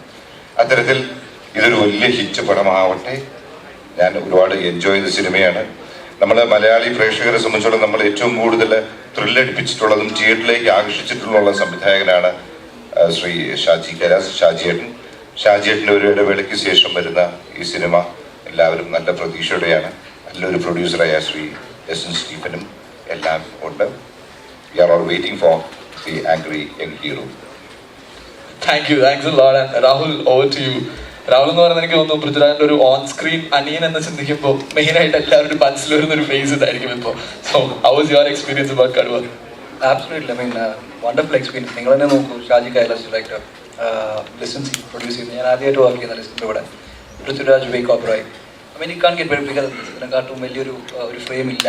സോ അതിൽ ഒരു കമേഴ്ഷ്യൽ, എനിക്ക് രാജുവിന് ഇഷ്ടപ്പെടുന്ന സിനിമ. അതായത് ഞാൻ കോളേജ് പഠിക്കുമ്പോൾ, എനിക്കും രാജുവിനും അതിന് വലിയ ഏജ് ഡിഫറൻസ് ഇല്ല, എന്നാലും ഞാൻ കോളേജ് പഠിക്കുമ്പോൾ കണ്ട സിനിമകളിൽ എനിക്ക് രാജുവിനെ കാണാൻ ഇങ്ങനെ ഇഷ്ടം. ഡയലോഗ്, സ്ക്രീൻ നോക്കി ഡയലോഗ് പറയുക, അടി പാട്ട് ബഹളം. After a long time we get to see a very big mass larger life entertainer. I'm extremely happy to be part of this. എല്ലാവരും എനിക്കറിയാം. ജിനുവേട്ടൻ്റെ കൂടെ, ജിനു ഇബ്രാഹിം സ്ക്രിപ്റ്റ് റൈറ്റർ, അദ്ദേഹത്തിനോട് രണ്ടാമത്തെ കൂടെയാണ് ഞാൻ വർക്ക് ചെയ്യുന്ന. Adam John, again that's thanks to Raju. ഇതിലൊക്കെ DOPs, 2 DOP, ഇതിലെല്ലാവരും 2 ആൾക്കാർ, 2 DOP, 2-3 fight masters, Abhinandan and Sujith Vasudev, both my very dear friends of mine. So നിങ്ങളെല്ലാവരും തിയേറ്ററിൽ പോയി കാണേണ്ട ഒരു പടമാണ്. You would love, I would want Raju to do more of these movies. So that's about it. That's it. I think a lot of people love you in the mass roles. And Alan Ziran എന്താണ് ഒരു നമ്മുടെ കടുവ മൂവിനെ കുറിച്ച് പറയാനുള്ളത്? That's what we want to know. ഇവരെല്ലാവരും പറഞ്ഞതുപോലെ ഇതൊരു പക്ക അടിപ്പടം തന്നെയാണ്, ഒരു ഷാജി കൈലാസ് മൂവി. അത് നിങ്ങളെ തിയേറ്ററിൽ കൈയടിച്ചും ബഹളമുണ്ടാക്കിയും ചിരിച്ചും പ്രകമ്പനം കൊള്ളിപ്പിക്കുമെന്നുള്ളതിൽ എനിക്ക് സംശയമൊന്നുമില്ല. അത്തരം ആക്ഷൻസ് ഉണ്ട്. ഞാൻ ഈ സിനിമയിൽ ഇവരുടെയൊക്കെ ഫൈറ്റ് കാണുമ്പോൾ ഞാൻ തന്നെ പലപ്പോഴും മനസ്സുകൊണ്ട് വിചാരിച്ചു, കുറച്ച് ലേറ്റായി വന്നത് നന്നായി, അല്ലെങ്കിൽ ഞാനും ഇങ്ങനെ തൂങ്ങിക്കിടക്കേണ്ടി വന്നേനെ. ഞാൻ ഈ സിനിമയിൽ എൻ്റെ കഥാപാത്രം എന്താണെന്ന് ചോദിച്ചാൽ, ഞാൻ കടുവയുടെ കൂടെ നടക്കുന്ന പല്ലു കൊഴിയാത്ത ഒരു പുലി, അത്ര മാത്രമേ ഉള്ളൂ. Okay, thanks a lot, Alan Janada. And so, എല്ലാവരും പറഞ്ഞ പോലെ തന്നെ ഒരു അടിപടം, റൈറ്റ്? ആൻഡ് ഒരു Shaji Kailas, we are expecting to be a very huge hit. And ഇനി ചോദിക്കാനുള്ളത് നിങ്ങൾക്കാണ്. നിങ്ങൾ ഒരുപാട് ചോദ്യങ്ങളൊക്കെ ആയിട്ടാണ് വന്നിരിക്കുന്നത്, നമുക്ക് എല്ലാവർക്കും അറിയാം. So over to you. We are opening the open questions out here for the team and be ready to answer them. Yes, so let's start it. Arkana. Yeah, it's a warning basically. Yes, so let's start the session. And who's gonna ask the first question? Like, we can just give them the mics. Yeah. Hi. എൻ്റെ പേര് ഷമ്യ Shanavas and ഞാൻ anecdote media എന്നാണ്. രാജേന്ദ്രൻ്റെ അടുത്താണ് ചോദ്യം. 2019 ഈ ഒരു movie plan ചെയ്യുന്ന സമയത്ത് അന്യഭാഷകളിലോട്ട് ഇത് റീമേക്ക് ചെയ്യാനായിട്ടൊരു പ്ലാൻ ഉണ്ടാകും, അതോ ഇപ്പോൾ പാൻ ഇന്ത്യ മൂവീസ് ആണല്ലോ ട്രെൻഡ്, അതിന്റെ ഭാഗമായിട്ടാണോ റീമേക്ക്? ഈ റീമേക്കുകളുടെ കാലം പതുക്കെ അന്യാധീനപ്പെട്ടു പോകും എന്നൊരു തോന്നലുള്ള ഒരാളാണ് ഞാൻ.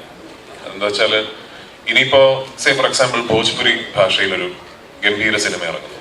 അത് തിയേറ്ററിൽ ഇറങ്ങി ഒരു 4 ആഴ്ച കഴിയുമ്പോൾ ഏതെങ്കിലും ഒരു സ്ട്രീമിംഗ് സർവീസിൽ വരും. ഈ സ്ട്രീമിംഗ് സർവീസിൽ വന്നു കഴിയുമ്പോൾ ഭയങ്കരമായിട്ട് അതിനെക്കുറിച്ച് ചർച്ചകൾ ഉണ്ടാവും. നമ്മൾ ഇവിടെ നിന്ന് കേൾക്കും, ആമസോണിലോ നെറ്റ്ഫ്ലിക്സിലോ ഹോട്ട്സ്റ്റാറിലോ സോണി ലിവിലോ സിയിലോ ഏതെങ്കിലും ഒരു പ്ലാറ്റ്ഫോമിൽ ഇങ്ങനെ ഒരു ഭോജ്പുരി ഫിലിമുണ്ട്, ഗംഭീര പടമാണ്, കാണണം. അറ്റ്ലീസ്റ്റ് നമ്മളിലെ സിനിമാ സ്നേഹികളെങ്കിലും സബ് ടൈറ്റിൽ വെച്ചോ അല്ലെങ്കിൽ മേ ബി ഒരു മലയാളം ഡബ് ഉണ്ടെങ്കിൽ അങ്ങനെയോ ആ സിനിമ കാണും. അപ്പം അതേ സംവിധായകൻ അടുത്തൊരു സിനിമ ചെയ്യുമ്പോൾ, എന്റെ സിനിമ കഴിഞ്ഞ സിനിമ ഇറങ്ങിയപ്പോൾ എല്ലാ ഭാഷകളിൽ നിന്നും ഇത്രയും നമുക്ക് ഫീഡ്ബാക്ക് കിട്ടി, അപ്പൊ എന്റെ അടുത്ത സിനിമ ഞാൻ ഇനി എല്ലാ ഭാഷകളിലും റിലീസ് ചെയ്യണം എന്നൊരു തോന്നൽ ആ സംവിധായകനും നിർമ്മാതാവിനും ഉണ്ടാവും.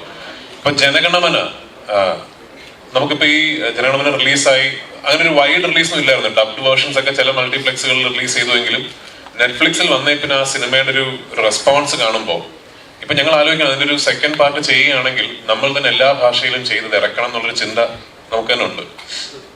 കടുവയെ സംബന്ധിച്ചിടത്തോളം ഇത് ഈ പാൻ ഇന്ത്യ എന്നാൽ പറയുന്നത് അത് വേറൊരു ചർച്ചാ വിഷയമാണ്. ഞാൻ നേരത്തെ 1-2 ഇന്റർവ്യൂസിൽ ഞാൻ സൂചിപ്പിച്ചൊരു കാര്യമുണ്ട്. അതായത് നമ്മുടെ സിനിമകൾ റിലീസ് ആവുന്ന വിവരവും ആ സിനിമകളെ കുറിച്ചുള്ള ഇൻഫർമേഷനും ഇനി മുതൽ നമ്മൾ തന്നെ നേരിട്ട് ഫസ്റ്റ് ഹാൻഡ് രാജ്യമെമ്പാടുമുള്ള ആൾക്കാർക്ക് ആ ഇൻഫർമേഷൻ നമ്മൾ ഷെയർ ചെയ്യേണ്ട ഒരു കാലം ആയി എന്നാണ് എന്റെ തോന്നൽ. ഇതിപ്പോ കടുവ നമ്മൾ 5 ഭാഷകളിൽ ഡബ് ചെയ്ത് തിയേറ്ററിൽ റിലീസ് ചെയ്യുന്നതുകൊണ്ട് ഇനി എക്സ്ട്രാ കുറെ കോടികൾ റവന്യൂ ഉണ്ടാകും എന്നുള്ളതല്ല അതിന്റെ. ഇന്നിപ്പോ ഒരു വലിയ തെലുങ്ക് സിനിമ റിലീസ് ചെയ്യുമ്പോൾ നമ്മൾ ഇവിടുത്തെ മാധ്യമങ്ങളിൽ അത് വാർത്തയാവുന്നില്ലേ? ഒരു വലിയ കന്നഡ പടം റിലീസാകുമ്പോൾ നമ്മുടെയൊക്കെ മാധ്യമങ്ങൾ അത് വാർത്തയാകുന്നില്ലേ? ഒരു വലിയ മലയാള സിനിമ റിലീസാകുമ്പോൾ അവിടുത്തെ മാധ്യമങ്ങളിൽ അത് വാർത്തയാകണം എന്ന് ആഗ്രഹിക്കുന്ന ഒരാളാണ് ഞാൻ. അപ്പൊ ആ ഒരു പ്രോസസ്സിന്റെ തുടക്കമായിട്ട് മാത്രമാണ് ഞാൻ ഈ കടുവയുടെ ഈ മൾട്ടി സിറ്റി പ്രൊമോഷണൽ ടൂറിനെ കാണുന്നത്. ഇത് കടുവയ്ക്ക് വേണ്ടി നമ്മൾ ചെയ്യുന്ന ഒരു പ്രോസസ് അല്ല, കടുവയിൽ തുടങ്ങുന്ന ഒരു പ്രോസസ്സാണ്. ഇനി എന്റേത് എന്ന് മാത്രമല്ല, എല്ലാ വലിയ സിനിമകൾക്കും ദുൽഖർ കുറുപ്പിന് ചെയ്തതുപോലെയും ഞാനിപ്പോൾ കടുവയ്ക്ക് ചെയ്യുന്നത് പോലെയും രാജ്യമെമ്പാടുമുള്ള സിനിമാ സ്നേഹികൾക്കും മാധ്യമങ്ങൾക്കും മലയാളത്തിൽ നിന്ന് ഇങ്ങനെ ഒരു സിനിമ റിലീസ് ആകുന്നു എന്ന് അറിയുന്ന വിധത്തിൽ വേണം റിലീസ് ആക്കാൻ എന്നൊരു ആഗ്രഹം എനിക്കുണ്ട്. ഒരു മാസ് പാക്ഡ് എന്റർടൈൻമെന്റ് സ്ക്രിപ്റ്റ് കേട്ടു. നരസിംഹവും വല്യേട്ടനും ഡയറക്ട് ചെയ്ത ഷാജി കൈലാസിനെ ഓർക്കുന്നു. പിന്നീട് ആ ചിത്രത്തിന്റെയൊക്കെ ഒരു അപ്ഡേറ്റഡ് ട്രീറ്റ്മെന്റ് ആയിരിക്കും ഈ ചിത്രത്തിന്. സ്വാഭാവികമായിട്ടും ഇന്ന് അവൈലബിൾ ആയിട്ടുള്ള മോഡേൺ ഫിലിം മേക്കിംഗ് ടെക്നോളജി നമുക്ക് ആക്സസ് ഉണ്ടല്ലോ. അപ്പൊ അതിന്റെ വ്യത്യാസം ആ സിനിമകളിൽ നിന്നൊക്കെ ഉണ്ടാകും എന്ന് പറഞ്ഞതുകൊണ്ടും ഫിലിം മേക്കിംഗ് ടെക്നോളജി ബെറ്റർ ആവുമ്പോൾ സിനിമ ബെറ്റർ ആവണമെന്ന് ഒരു നിർബന്ധവും ഇല്ല. പക്ഷെ ആ വ്യത്യാസം നിങ്ങളുടെ വ്യൂയിങ് എക്സ്പീരിയൻസിലുണ്ടാവും. ഇന്നിപ്പോ നമുക്ക് ബെറ്റർ ക്യാമറാസ് അവൈലബിൾ ആണ്, ബെറ്റർ സൗണ്ട് സിസ്റ്റംസ് അവൈലബിൾ ആണ്. നമ്മുടെ വ്യൂയിങ് എക്സ്പീരിയൻസ് തന്നെ ബെറ്റർ ആയിട്ട് ഇന്നത്തെ തിയേറ്റേഴ്സ് എല്ലാം അറ്റ്മോസ് എക്യുപ്ഡ് ആണ്. അപ്പൊ ആ വ്യത്യാസമുണ്ട്. മാത്രമല്ല ഇത് 90കളുടെ തുടക്കത്തിൽ നടക്കുന്ന ഒരു കഥ ആയതുകൊണ്ട് ഇതിനൊരു എസ്തെറ്റിക്സും ലുക്ക് ആൻഡ് ഫീലും മാത്രമാണ് 90കളുടെ തുടക്കത്തിൽ നടക്കുന്നത് പോലെ.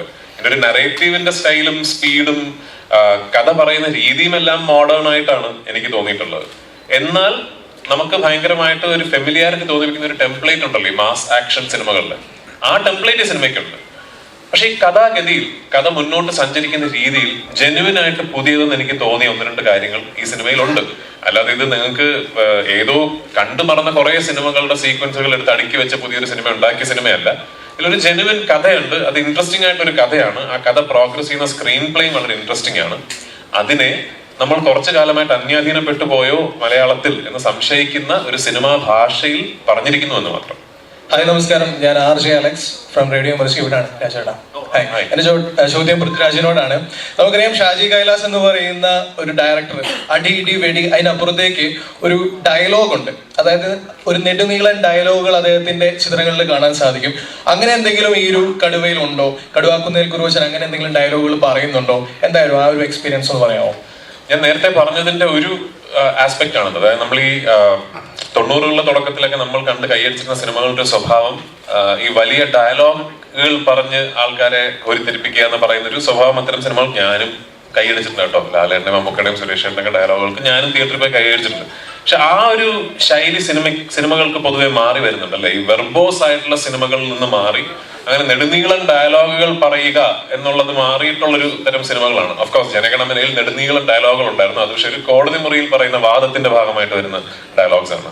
കടുവയിൽ അപ്പൊ അങ്ങനല്ല. ഈ ഞാനോ വിവേകോ നിന്ന് ഭയങ്കര ലെങ്തി ഡയലോഗുകൾ പറഞ്ഞിട്ട് തിരിഞ്ഞ് സ്ലോ മോഷനിൽ നടന്നു പോകുന്ന അങ്ങനത്തെ സിനിമയല്ല. പക്ഷെ ഈ punch lines, mass moments, larger than life moments, ഒരു ഹീറോ റെപ്രസെന്റേഷൻ, ഇതെല്ലാം ഉള്ള സിനിമയാണ്. പിന്നെ എനിക്ക് തോന്നുന്നു ഷാജിയേട്ടൻ മുമ്പ് ചെയ്തിട്ടുള്ള സിനിമകളെക്കാൾ കൂടുതൽ ആക്ഷൻ ഉള്ള ഒരു പടമാണെന്ന് എനിക്ക് തോന്നുന്നു. ആ ആക്ഷൻ വളരെ സിനിമാറ്റിക് ലിബർട്ടി എടുത്ത് എന്ന് പറഞ്ഞ് ഇങ്ങനെ അങ്ങ് ഭയങ്കര അൺറിയൽ ആയിട്ടല്ല, എന്നാൽ ഒരു സിനിമാറ്റിക് ലിബർട്ടി ഒക്കെ എടുത്ത് വലിയ ലാർജർ ദാൻ ലൈഫ് രീതിയിൽ ഏറ്റവും കൂടുതൽ പണം ചെലവാക്കിയിരിക്കുന്നതും സമയം ചെലവാക്കിയിരിക്കുന്നതും എല്ലാം ഇതിലെ ആക്ഷൻ സീക്വൻസസ് ഷൂട്ട് ചെയ്യാൻ തന്നെയാണ്. Thank you so much. Hello. അതൊരു യൂട്യൂബ് കമന്റിനെ ബേസ് ചെയ്തിട്ടുള്ള ഒരു ക്വസ്റ്റ്യൻ ആണ്. അത് ഒരു വളരെ ക്യൂരിയസ് ആയിട്ട് തോന്നി. അതായത് ഇപ്പൊ ദേവാസുരത്തിലെ മംഗലശ്ശേരി നീലകണ്ഠൻ എന്ന് പറയുന്നത് മുല്ലശ്ശേരി രാജഗോപാൽ എന്ന് പറയുന്ന ഒരാളെ ബേസ് ചെയ്തിട്ടുള്ള ഒരു സിനിമയായിരുന്നു. അതുപോലെ ഇതിലെ കടുവാക്കുന്നേൽ കുറുവച്ചൻ, മേലെപ്പറമ്പിൽ കുറുവച്ചൻ അഥവാ പാലയിലുള്ള ഒരു ജോസ് കുറുവിന കുന്നേൽ എന്ന് പറയുന്ന ഒരാളെ ബേസ് ചെയ്തുകൊണ്ടാണ് എന്നുള്ള ഒരു രീതിയിൽ കമന്റ് ചെയ്തു. ആള് ഭയങ്കര കിടലമാണ്, ലെജൻഡാണ്, അവർക്ക് അറിയാത്തവർക്കുള്ള കഥയാണ് കടുവ എന്ന് പറയുന്നത്. അപ്പൊ അതിലെന്തെങ്കിലും സത്യം ഉണ്ടോ? ഇങ്ങനെ ഒരു റിയൽ ലൈഫ് പേഴ്സണുമായിട്ട് സിമിലാരിറ്റി ഉണ്ട്, അതിലൊരു ലിറ്റിഗേഷൻ ഉണ്ട് എന്ന് ഞാൻ അറിയുന്നത് തന്നെ ഈ ഒരു ലിറ്റിഗേഷൻ വരുമ്പോഴാണ്. ഇരുന്നുള്ളൂ ക്യാമറ. ഒരു റിയൽ ലൈഫ് പേഴ്സണാലിറ്റിയുമായിട്ടൊരു സിമിലാരിറ്റി ഉണ്ടെന്നൊരു ക്ലെയിം ഞാൻ അറിയുന്നത് തന്നെ ഇതിനൊരു കോടതിയിലൊരു ലിറ്റിഗേഷൻ വരുമ്പോഴാണ്. അതിനു മുമ്പ് എനിക്ക് ഇതിനെ കുറിച്ച് അറിയില്ല. അപ്പൊ ലിറ്റിഗേഷൻ നടക്കുന്നത് റൈറ്ററും അവരും തമ്മിലാണ്. കോടതികളിൽ നിന്നും നമുക്ക് ഫേവറബിൾ ആയിട്ടുള്ളൊരു ഉത്തരവ് കിട്ടിയതിന്റെ അടിസ്ഥാനത്തിലാണ് നമ്മൾ ഈ സിനിമ ഇപ്പോൾ റിലീസിന് ഒരുക്കുന്നത്. ജിനു പത്തനംതിട്ടക്കാരനാണ് ഇതിന്റെ റൈറ്റർ. സ്വാഭാവികമായിട്ടും ജിനു വളർന്നു വന്ന കുട്ടിക്കാലവും ജിനുവിന്റെ നാടും നാട്ടുകാരും എല്ലാം ജിനുവിന് ഇൻസ്പിറേഷൻ ആയിട്ടുണ്ടാകാം സ്വാഭാവികമായിട്ടും. കഥ പ്യോർലി ഫിക്ഷണലാണ്. അത് ഞാൻ കഥ വായിച്ചതിന്റെ ഒരു അടിസ്ഥാനത്തിൽ എനിക്ക് തോന്നിയിട്ടുള്ള കഥ പ്യോർലി ഫിക്ഷണലാണെന്നുള്ളതാണ്. എന്റെ അറിവിനെ കുറിച്ച് അത്രയേ ഉള്ളൂ. രാജു, എന്റെ പേര് സിറാജ്. അറിയാം. Thank you. രാജു ഇതിനു മുമ്പ് ഒരു അഭിമുഖത്തിൽ പറഞ്ഞിട്ടുണ്ട്, ഓരോ നടന്റെ ഉള്ളിലും അവനെ കുറിച്ച് ഒരു ആത്മവിശ്വാസവും അവന്റെ ഒരു മികവും ഉണ്ട്. ആ മികവ് അല്ലെങ്കിൽ ആ ആത്മവിശ്വാസം ഇനിയും പുറത്തെടുക്കാൻ സംവിധായകനോ അല്ലെങ്കിൽ ആ എഴുത്തുകാരനോ ശ്രമിക്കണം. അയാൾ ഇനിയും ശ്രമിച്ചുകൊണ്ടേയിരിക്കണം. എന്നിൽ നിന്നുള്ള ഏറ്റവും ബെസ്റ്റ് ഇനിയും പുറത്ത് വന്നിട്ടില്ല എന്ന് ഓരോ നടനും കരുതുന്നു. 2012 സിംഹാസനം എന്ന ചിത്രത്തിൽ ഷാജിയേട്ടന്റെ എഴുത്ത്, ഷാജിയേട്ടന്റെ സംവിധാനം. 10 വർഷങ്ങൾക്ക് ശേഷം ഷാജിയേട്ടനിലേക്ക് വീണ്ടും വരുമ്പോൾ എത്രത്തോളം അത് പുറത്തെടുക്കാൻ ഷാജിയേട്ടന് കഴിഞ്ഞിട്ടുണ്ട്, എത്രത്തോളം പുറത്ത് നൽകാൻ രാജു എന്ന നടന് കഴിഞ്ഞിട്ടുണ്ട്? അത് ഞാൻ അഭിപ്രായപ്പെടേണ്ട കാര്യമല്ല. അത് സിനിമ കണ്ടു കഴിയുമ്പോൾ കാണുന്ന ആൾക്കാർ പറയേണ്ടതാണ്. പൃഥ്വിരാജ് എന്ന നടൻ സിംഹാസനത്തിൽ നിന്നും കടുവയിലെത്തുമ്പോൾ എത്രത്തോളം വളർന്നിട്ടുണ്ടെന്നോ അല്ലെങ്കിൽ എത്രത്തോളം ബെറ്റർ ആയിട്ടുണ്ടെന്നോ ഇല്ലെന്നോ ഒക്കെ പ്രേക്ഷകർ പറയേണ്ടതാണ്. എന്നെ സംബന്ധിച്ചിടത്തോളം അറ്റ് എനി പോയിന്റ് ഇപ്പോൾ ഒരു ആക്ടർ വിചാരിക്കുകയാണ് എനിക്കിനി ഒന്നും കൂടുതൽ ചെയ്യാനില്ല, ഞാൻ എൻ്റെ ബെസ്റ്റ് ഞാൻ ഓൾറെഡി ചെയ്ത് കഴിഞ്ഞൊരു ആക്ടർ വിചാരിക്കുകയാണെങ്കിൽ അതൊരു വളർച്ചയുടെ ഒരു മുരൾച്ചയായിട്ടാണ് എനിക്ക് തോന്നുന്നത്. കാരണം എന്താ വെച്ചാൽ നത്തിങ് മോർ ടു ഗ്രോ എന്നുള്ളൊരു തോന്നൽ വരും. എല്ലാ ആക്ടേഴ്സിനുള്ളിലും ഉണ്ടാകണമെന്നാണ് ഞാൻ വിശ്വസിക്കുന്നത്. അതായത് എനിക്ക് ഇനിയും ബെറ്റർ ആകാം, my best is yet to come, എൻ്റെ 100% പൊട്ടൻഷ്യൽ എന്ന് പറയുന്നത് ഞാൻ ഇതുവരെ അറ്റൈൻ ചെയ്തിട്ടില്ല. ഇത് ആക്ച്വലി നമ്മൾ ലാലേട്ടനോടോ മമ്മൂക്കയോടോ സീനിയർ ആക്ടേഴ്സിനോട് സംസാരിക്കുമ്പോൾ അവരും ഷെയർ ചെയ്യുന്ന ഒരു ചിന്തയാണത്. അപ്പൊ അത് എല്ലാ ആക്ടേഴ്സിന്റെ ഉള്ളിലും ഉണ്ട്. And ultimately all actors at one point will be at the Mercy of the director. കാരണം ഒരു സംവിധായകൻ കൺസീവ് ചെയ്യുന്നത് പോലെ നമുക്ക് അഭിനയിക്കാൻ പറ്റും. ഒരു സംവിധായകൻ വെക്കുന്ന ഷോട്ടിനുള്ളിലേ നമുക്ക് അഭിനയിക്കാൻ പറ്റും. അപ്പൊ ഒരു ആക്ടറിന്റെ പെർഫോമൻസ് നല്ല രീതിയിൽ സ്ക്രീനിൽ പകർത്തപ്പെടണമെങ്കിൽ പെർഫോമൻസ് എന്താണെന്ന് മനസ്സിലാവുന്ന, അല്ലെങ്കിൽ ഒരു പെർഫോമൻസ് എങ്ങനെ ഗ്രാഫ് ചെയ്യണമെന്ന് മനസ്സിലാകുന്ന ഒരു സംവിധായകൻ ഉണ്ടാവുക എന്ന് പറയുന്നത് തീർച്ചയായിട്ടും വലിയ നിർബന്ധമുള്ളൊരു കാര്യമാണ്. അതിന്റെ ഓഫ്കോഴ്സ് അഗ്രഗണ്യരിൽ ഒരാളാണ് ഷാജിയേട്ടൻ. ഈ മാസ് ഹീറോസ് ആയിട്ട് ആൾക്കാർ അഭിനയിക്കുമ്പോൾ അവരുടെ പെർഫോമൻസിനെ എങ്ങനെ ചാർട്ട് ചെയ്യണം, ഇവിടെ ഷോർട്ട് ഡിവിഷൻ, ഇവിടെ കട്ട്, ഇവിടെ ക്ലോസപ്പ്, കൗണ്ടർ റിയാക്ഷൻ, അത് കഴിഞ്ഞാൽ ട്രോളി, അതിന്റെ ഒരു മാസ്റ്ററാണ് അദ്ദേഹം. അപ്പൊ അത് ഞാൻ ഭയങ്കരമായിട്ട് എൻജോയ് ചെയ്തു ഈ സിനിമയിൽ. ഹലോ, ഇവിടെയാണ്, ഇവിടെയുണ്ട്. ഓ ഹലോ, ഹായ്. പൃഥ്വിരാജ് ഇപ്പൊ ഈ പറഞ്ഞ പോലെ ഷാജി കൈലാസിന്റെ സിനിമകളെല്ലാം നമ്മൾ കണ്ടുപോയി, നമ്മൾ ഏറ്റവും ഇഷ്ടപ്പെടുന്ന സിനിമകളാണ്. പൃഥ്വിരാജ് ഒരു ഡയറക്ടർ കൂടിയാണ്. അതെ.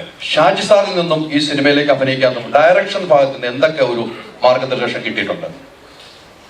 ഷാജിയേട്ടൻ എനിക്ക് എന്തെങ്കിലും പറഞ്ഞു, അതൊക്കെ എന്തൊക്കെ ഉപകാരപ്പെടുന്നുണ്ട്? ഷാജിയേട്ടൻ അങ്ങനെ എന്നെ വിളിച്ചിരുത്തിയൊന്നും പറഞ്ഞു തന്നിട്ടില്ല.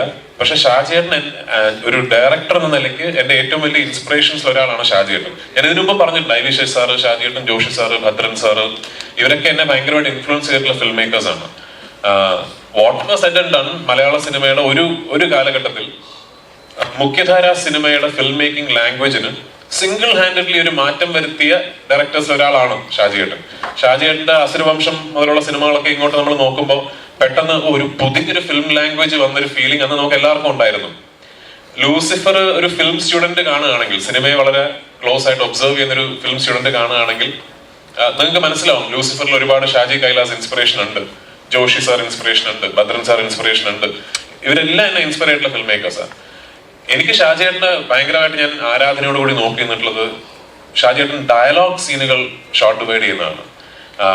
പലപ്പോഴും നമുക്ക് ചില പുതിയ new age film makers challenging ആയിട്ട് അവർക്ക് തോന്നാറുള്ളത്, ഇപ്പം 3-4 പേര് ഒരു മേശയ്ക്ക് ചുറ്റും വരുന്നു, സംസാരിക്കും, ഒരു സ്ലോ മോഷനിൽ നടക്കുന്നു, കാറ് വന്ന് നിർത്തുന്നു, ഇറങ്ങുന്നു, പോകുന്നു, അതൊക്കെ ഓക്കെ, ഒന്നും വേറൊന്നുമില്ല, ഒരു മേശയ്ക്ക് ചുറ്റും വരുന്ന 3-4 പേര് സംസാരിക്കുന്നു. അത്തരം ഒരു സീനിന് എങ്ങനെ ഒരു ടെമ്പോ ക്രിയേറ്റ് ചെയ്യാം, അങ്ങനത്തെ ഒരു സീനിന് എങ്ങനെ ഒരു ഗ്രാഫ് ഉണ്ടാക്കാം, ആ സീനിന് എങ്ങനെ ഒരു രോമാഞ്ചം കൊള്ളിക്കാം എന്നൊക്കെ പറയുന്ന ഒരു ഷോർട്ട് ഡിവിഷൻ ഉണ്ടല്ലോ, അത് ഷാജിയേട്ടൻ ഭയങ്കര മാസ്റ്ററിയാണ് അതിൽ നിന്ന് എനിക്ക് തോന്നിയിട്ടുണ്ട്. ഞാന് ലൂസിഫറിൽ നിന്നെ രക്ഷിക്കാൻ ആരുണ്ടാ എന്ന് സ്റ്റീഫനോട് ബോബി ചോദിക്കുമ്പോൾ, ബോബിയോട് സ്റ്റീഫൻ ചോദിക്കുമ്പോൾ ആ സീൻ, ആ 3 പേരുമുള്ള സീൻ എനിക്ക് ഭയങ്കര റെഫറൻസ് ആയത് ഒരുപാട് ഷാജി ഏട്ടന്റെ സിനിമകളാണ്. കാരണം ആ വൺസ് ലാലേട്ടൻ ആ മുറിക്കകത്ത് വന്ന് ഇരുന്ന് കഴിഞ്ഞാൽ പിന്നെ അതിനെ വേറൊന്നും നടക്കുന്നില്ലല്ലോ. 3 പേര് 3 സ്ഥലത്തിരിക്കുന്നു, സംസാരിക്കുന്നു. പക്ഷെ ആ സീനിൽ ഞാൻ കാണുന്ന ഓഡിയൻസിനൊരു ഇമോഷണൽ ഗ്രാഫ് ഉണ്ടാക്കണം. അവിടെ ആ സീനിനൊരു ക്ലൈമാക്സ് ഉണ്ട്. ആ ക്ലൈമാക്സിൽ ലാലേട്ടന്റെ ക്യാരക്ടറിന് വേണ്ടി ഓഡിയൻസ് കൈയടിക്കുന്നതിലേക്ക് ഞാൻ അതിനെ കൊണ്ട് എത്തിക്കണം എന്ന് പറയുന്ന ഒരു ഗ്രാഫ് ക്രിയേറ്റ് ചെയ്യുന്നതിന്റെ മാസ്റ്ററാണ് ഷാജിയേട്ടൻ. അത് ഇപ്പോഴും അദ്ദേഹത്തിന് ആ സ്കില്ല് 100% ഉണ്ട്. എല്ലാ ഭാഷകളുടെ സിനിമകൾ ഇപ്പോൾ നേരിടുന്ന ഒരു വലിയ പ്രശ്നമാണ്. ടെലിഗ്രാം ഉൾപ്പെടെയുള്ള സോഷ്യൽ മീഡിയയിലെ സിനിമകൾ റിലീസാണ്. മിക്കവാറും എനിക്ക് തോന്നുന്ന റിലീസിംഗിന്റെ അന്ന് തന്നെ പല സിനിമകളും വരുന്നുണ്ട്. അപ്പൊ അത് എന്തോ ഇൻഡസ്ട്രിയെ ബാധിക്കുന്നുണ്ട്. അതുകൂടാതെ നമ്മുടെ ഈ സിനിമയ്ക്ക് വേണ്ടി നമ്മൾ എന്തെങ്കിലും പ്രത്യേക സൈബർ ടീമോ അങ്ങനെ എന്തെങ്കിലും ഇത് ഒന്ന് ടാക്കിൾ ചെയ്യാൻ വേണ്ടി വെച്ചിട്ടുണ്ട്?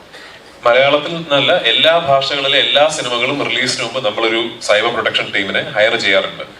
അൺഫോർച്ചുനേറ്റ്ലി അവരെല്ലാവരും പ്രിവെൻഷൻ ടീമല്ല, ക്യൂർ ടീമാണ്. കാരണം എന്താ വെച്ചാൽ സിനിമ ഇറങ്ങി ഓൺലൈനിൽ ടെലിഗ്രാം ലിങ്കുകൾ വരുമ്പോൾ ഓരോ ലിങ്ക് ആയിട്ട് ബ്ലോക്ക് ചെയ്തുകൊണ്ടിരിക്കുക, ഡിലീറ്റ് ചെയ്തുകൊണ്ടിരിക്കുക, അതാണ് അവരുടെ ജോലി. അത് നമ്മളൊരു ആദ്യത്തെ 4 വീക്സ് നമ്മൾ ചെയ്യും. 4 വീക്സ് കഴിഞ്ഞാൽ പിന്നെ ഉത്തരവാദിത്വം ഡിജിറ്റൽ സ്ട്രീമിംഗ് റൈറ്റ്സ് വാങ്ങിച്ച ആൾക്കാരിലേക്ക് മാറ്റി കൊടുക്കപ്പെടും. ചോദിച്ചത് ഒരു $1 million ക്വസ്റ്റ്യൻ ആണ്. കാരണം ഇത് ഇന്ന് നമ്മുടെ ഇൻഡസ്ട്രി നേരിടുന്ന, നമ്മുടെ അല്ല സിനിമ വ്യവസായം നേരിടുന്ന, ഇന്നല്ല കഴിഞ്ഞ കുറെ പതിറ്റാണ്ടുകളായി നേരിടുന്ന ഏറ്റവും വലിയ ചാലഞ്ചസിലൊന്ന് ഈ പൈറസി തന്നെയാണ്.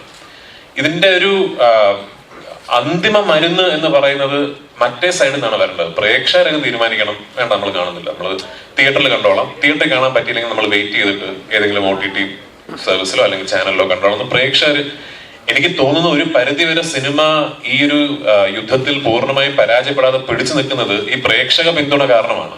ഇന്നും ഒരു വലിയ സിനിമ തിയേറ്ററിൽ ഇറങ്ങുമ്പോൾ ഇല്ല ഞങ്ങളത് തിയേറ്ററിൽ പോയി തന്നെ കണ്ടോളാം, തിയേറ്ററിൽ പോയി തന്നെ കാണണം എന്ന് വിശ്വസിക്കുന്ന ഒരു വലിയ പ്രേക്ഷക സമൂഹം ഇവിടെ നിൽക്കുന്നത് കൊണ്ടാണ് ഇത്രയും എഗൻസ്റ്റ് ആയിട്ട് കാര്യങ്ങൾ നമുക്കുള്ളപ്പോഴും ഇൻഡസ്ട്രി പിടിച്ചു നിൽക്കുന്നത്.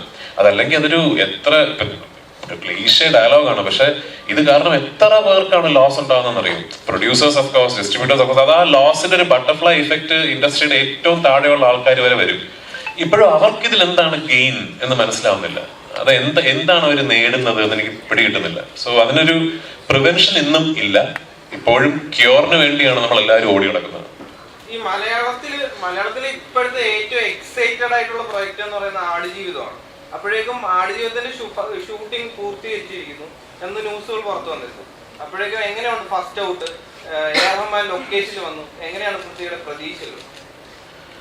നിങ്ങളെല്ലാവരും പ്രതീക്ഷിക്കുന്ന പോലെയാണ് ആടുജീവിതത്തിനെ കുറിച്ച് ഞാനും പ്രതീക്ഷിക്കുന്നത്. ആടുജീവിതത്തിന്റെ ഷൂട്ടിംഗ് കഴിഞ്ഞു എന്ന് പറയുമ്പോൾ ആടുജീവിതത്തിന്റെ ഒരു 4 ദിവസത്തെ ഷൂട്ടിംഗ് ഇനി ബാക്കിയുണ്ട്.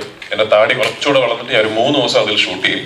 പിന്നെ ഒരു ദിവസം പിന്നെ എപ്പോഴെങ്കിലും ഒരു ടൈലന്റ് പോലെ അതിനൊരു ധൃതിയില്ല. അത് സിനിമയുടെ എഡിറ്റിംഗ് വർക്കൊക്കെ കഴിഞ്ഞിട്ട് ചെയ്താലും കുഴപ്പമില്ല. പക്ഷെ നമ്മുടെ പ്രധാന ചലഞ്ച് എന്ന് പറയുന്ന മരുഭൂമിയിലെ ഷൂട്ട്, ഈ ഫോറിൻ രാജ്യത്ത് ഷൂട്ട് ചെയ്യുന്നത്, അത് പൂർണ്ണമായും കഴിഞ്ഞു. അതൊരു വലിയ സമാധാനമാണ്. ഇത്രയും ഒക്കെ നമ്മൾ തടസ്സങ്ങൾ നേരിടേണ്ടി വന്നിട്ടും എവിടെയും ഒരു കോംപ്രമൈസിലേക്ക് ആ സിനിമ പോയില്ല എന്ന് പറയുന്നത് 100% ബ്ലെസ്സി എന്ന സംവിധായകന്റെ അദ്ദേഹത്തിന്റെ ഒരു കഴിവും അദ്ദേഹത്തിന്റെ ഒരു കമ്മിറ്റ്മെന്റും കഴിഞ്ഞ 14 വർഷക്കാലമായിട്ട് അദ്ദേഹത്തിന്റെ ജീവിതം മാറ്റി വെച്ചിരിക്കുന്നത് ഈ ഒരു സിനിമയ്ക്ക് വേണ്ടിയാണ്. റഹ്മാൻ സാർ വന്നിരുന്നു. ഇൻഫാക്ട് റഹ്മാൻ സാർ ഞങ്ങളുടെ ഈ സിനിമയോട് കാണിക്കുന്ന ഒരു സ്നേഹം ഞങ്ങൾക്ക് ഭയങ്കര പ്ലസന്റ്ലി സർപ്രൈസിങ് ആണ്. അദ്ദേഹത്തിന് ഒറിജിനലി ഞങ്ങൾ പറഞ്ഞിരുന്നത് ഒറിജിനൽ പ്ലാൻ സിനിമയിൽ റീ റെക്കോർഡിങ്ങും ഒരു പാട്ടും എന്നുള്ളതാണ്. ഈ സിനിമയുടെ വർക്ക് തുടങ്ങി കഴിഞ്ഞിട്ട് അദ്ദേഹമായിട്ടാണ് ഇങ്ങോട്ട് 3 പാട്ടുകൾ തന്നത്. പിന്നെ റഹ്മാൻ സാർ എന്നെ ബ്ലസ് ചേട്ടനോട് അങ്ങനെ ഒരു സിറ്റുവേഷൻ ഇല്ലേ, അവിടെ റീ റെക്കോർഡിംഗ് വേണം, അവർ ചെറിയൊരു പാട്ട് ചെയ്യാമെന്ന് പറഞ്ഞിട്ട് വേറൊരു ബെദോയിൻ ബേസ്ഡ് ഒരു സോങ് ഈ ഷെഡ്യൂളിന്റെ സമയത്ത് വീണ്ടും അയച്ചു തന്നു. വെറുതെ ചോദിച്ചാണ്, സാർ വരുമോ ജോർഡനിലേക്കെന്ന്. കുറച്ച് കഴിഞ്ഞ് അദ്ദേഹം തിരിച്ചുള്ള ഞാൻ കാൻ ഫിലിം ഫെസ്റ്റിവലിൽ പോയിട്ട് നേരെ അങ്ങോട്ട് നിങ്ങളുടെ ലൊക്കേഷനിലേക്കാണ് വരുന്നത് എന്ന് പറഞ്ഞ് നേരെ അങ്ങോട്ട് വന്നു. ഒരു 2.5 days ഞങ്ങളോടൊപ്പം ഉണ്ടായിരുന്നു. ഞങ്ങൾ റഹ്മാൻ സാറിനെ ഉൾപ്പെടുത്തി ആടുജീവിതത്തിന് വേണ്ടി ഒരു മ്യൂസിക് വീഡിയോ ഷൂട്ട് ചെയ്തു. അത് അദ്ദേഹമാണ് ആ മ്യൂസിക് വീഡിയോയിൽ അഭിനയിച്ചിരിക്കുന്നത്.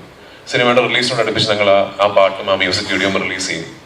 അദ്ദേഹം അവിടെ വന്ന് ഞങ്ങളുടെ ക്രൂവിനോട് പെരുമാറുന്നതും ഈ സിനിമയെ കുറിച്ച് സംസാരിച്ചതും ആ സീൻ എടുത്തത് എന്നെ കാണിക്കാമോ, ഫുട്ടേജ് കണ്ടിട്ട് അഭിപ്രായം പറഞ്ഞതും എല്ലാം അദ്ദേഹം പോയി കഴിഞ്ഞപ്പോൾ ഞങ്ങൾക്ക് എല്ലാവർക്കും പെട്ടെന്ന് നമ്മളെന്തോ ഭയങ്കര സംഭവമായിട്ടോ ചെയ്തുകൊണ്ടിരിക്കുന്നത് നമുക്കൊരു ഫീലിംഗ്. അപ്പൊ അതിന് അദ്ദേഹത്തിനോട് വലിയൊരു നന്ദിയുണ്ട് ഞങ്ങൾക്ക്. ആൻഡ് ഓഫ് കോഴ്സ് അദ്ദേഹത്തിന്റെ work in the film is very good.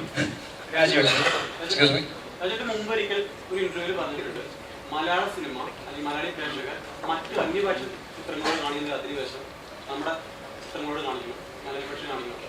ഇന്ന് നമ്മളുടെ ചിത്രം മറ്റു അന്യഭാഷ ഭാഷകളിൽ ഇറങ്ങാൻ പോവുകയാണ്. അപ്പോൾ നമ്മൾ അന്ന് അല്ലെങ്കിൽ ഇന്നും മറ്റു ഭാഷ ചിത്രങ്ങളോട് കാണിക്കുന്ന ഒരു അധിനിവേശം അല്ലെങ്കിൽ ആ ഒരു സ്നേഹം, ആ ഒരു ഇന്ന് മറ്റുള്ള ഓഡിയൻസിൽ എന്താണ് പ്രതീക്ഷിക്കുന്നത്? നമ്മൾ ബേസിക്കലി ഞാൻ നേരത്തെ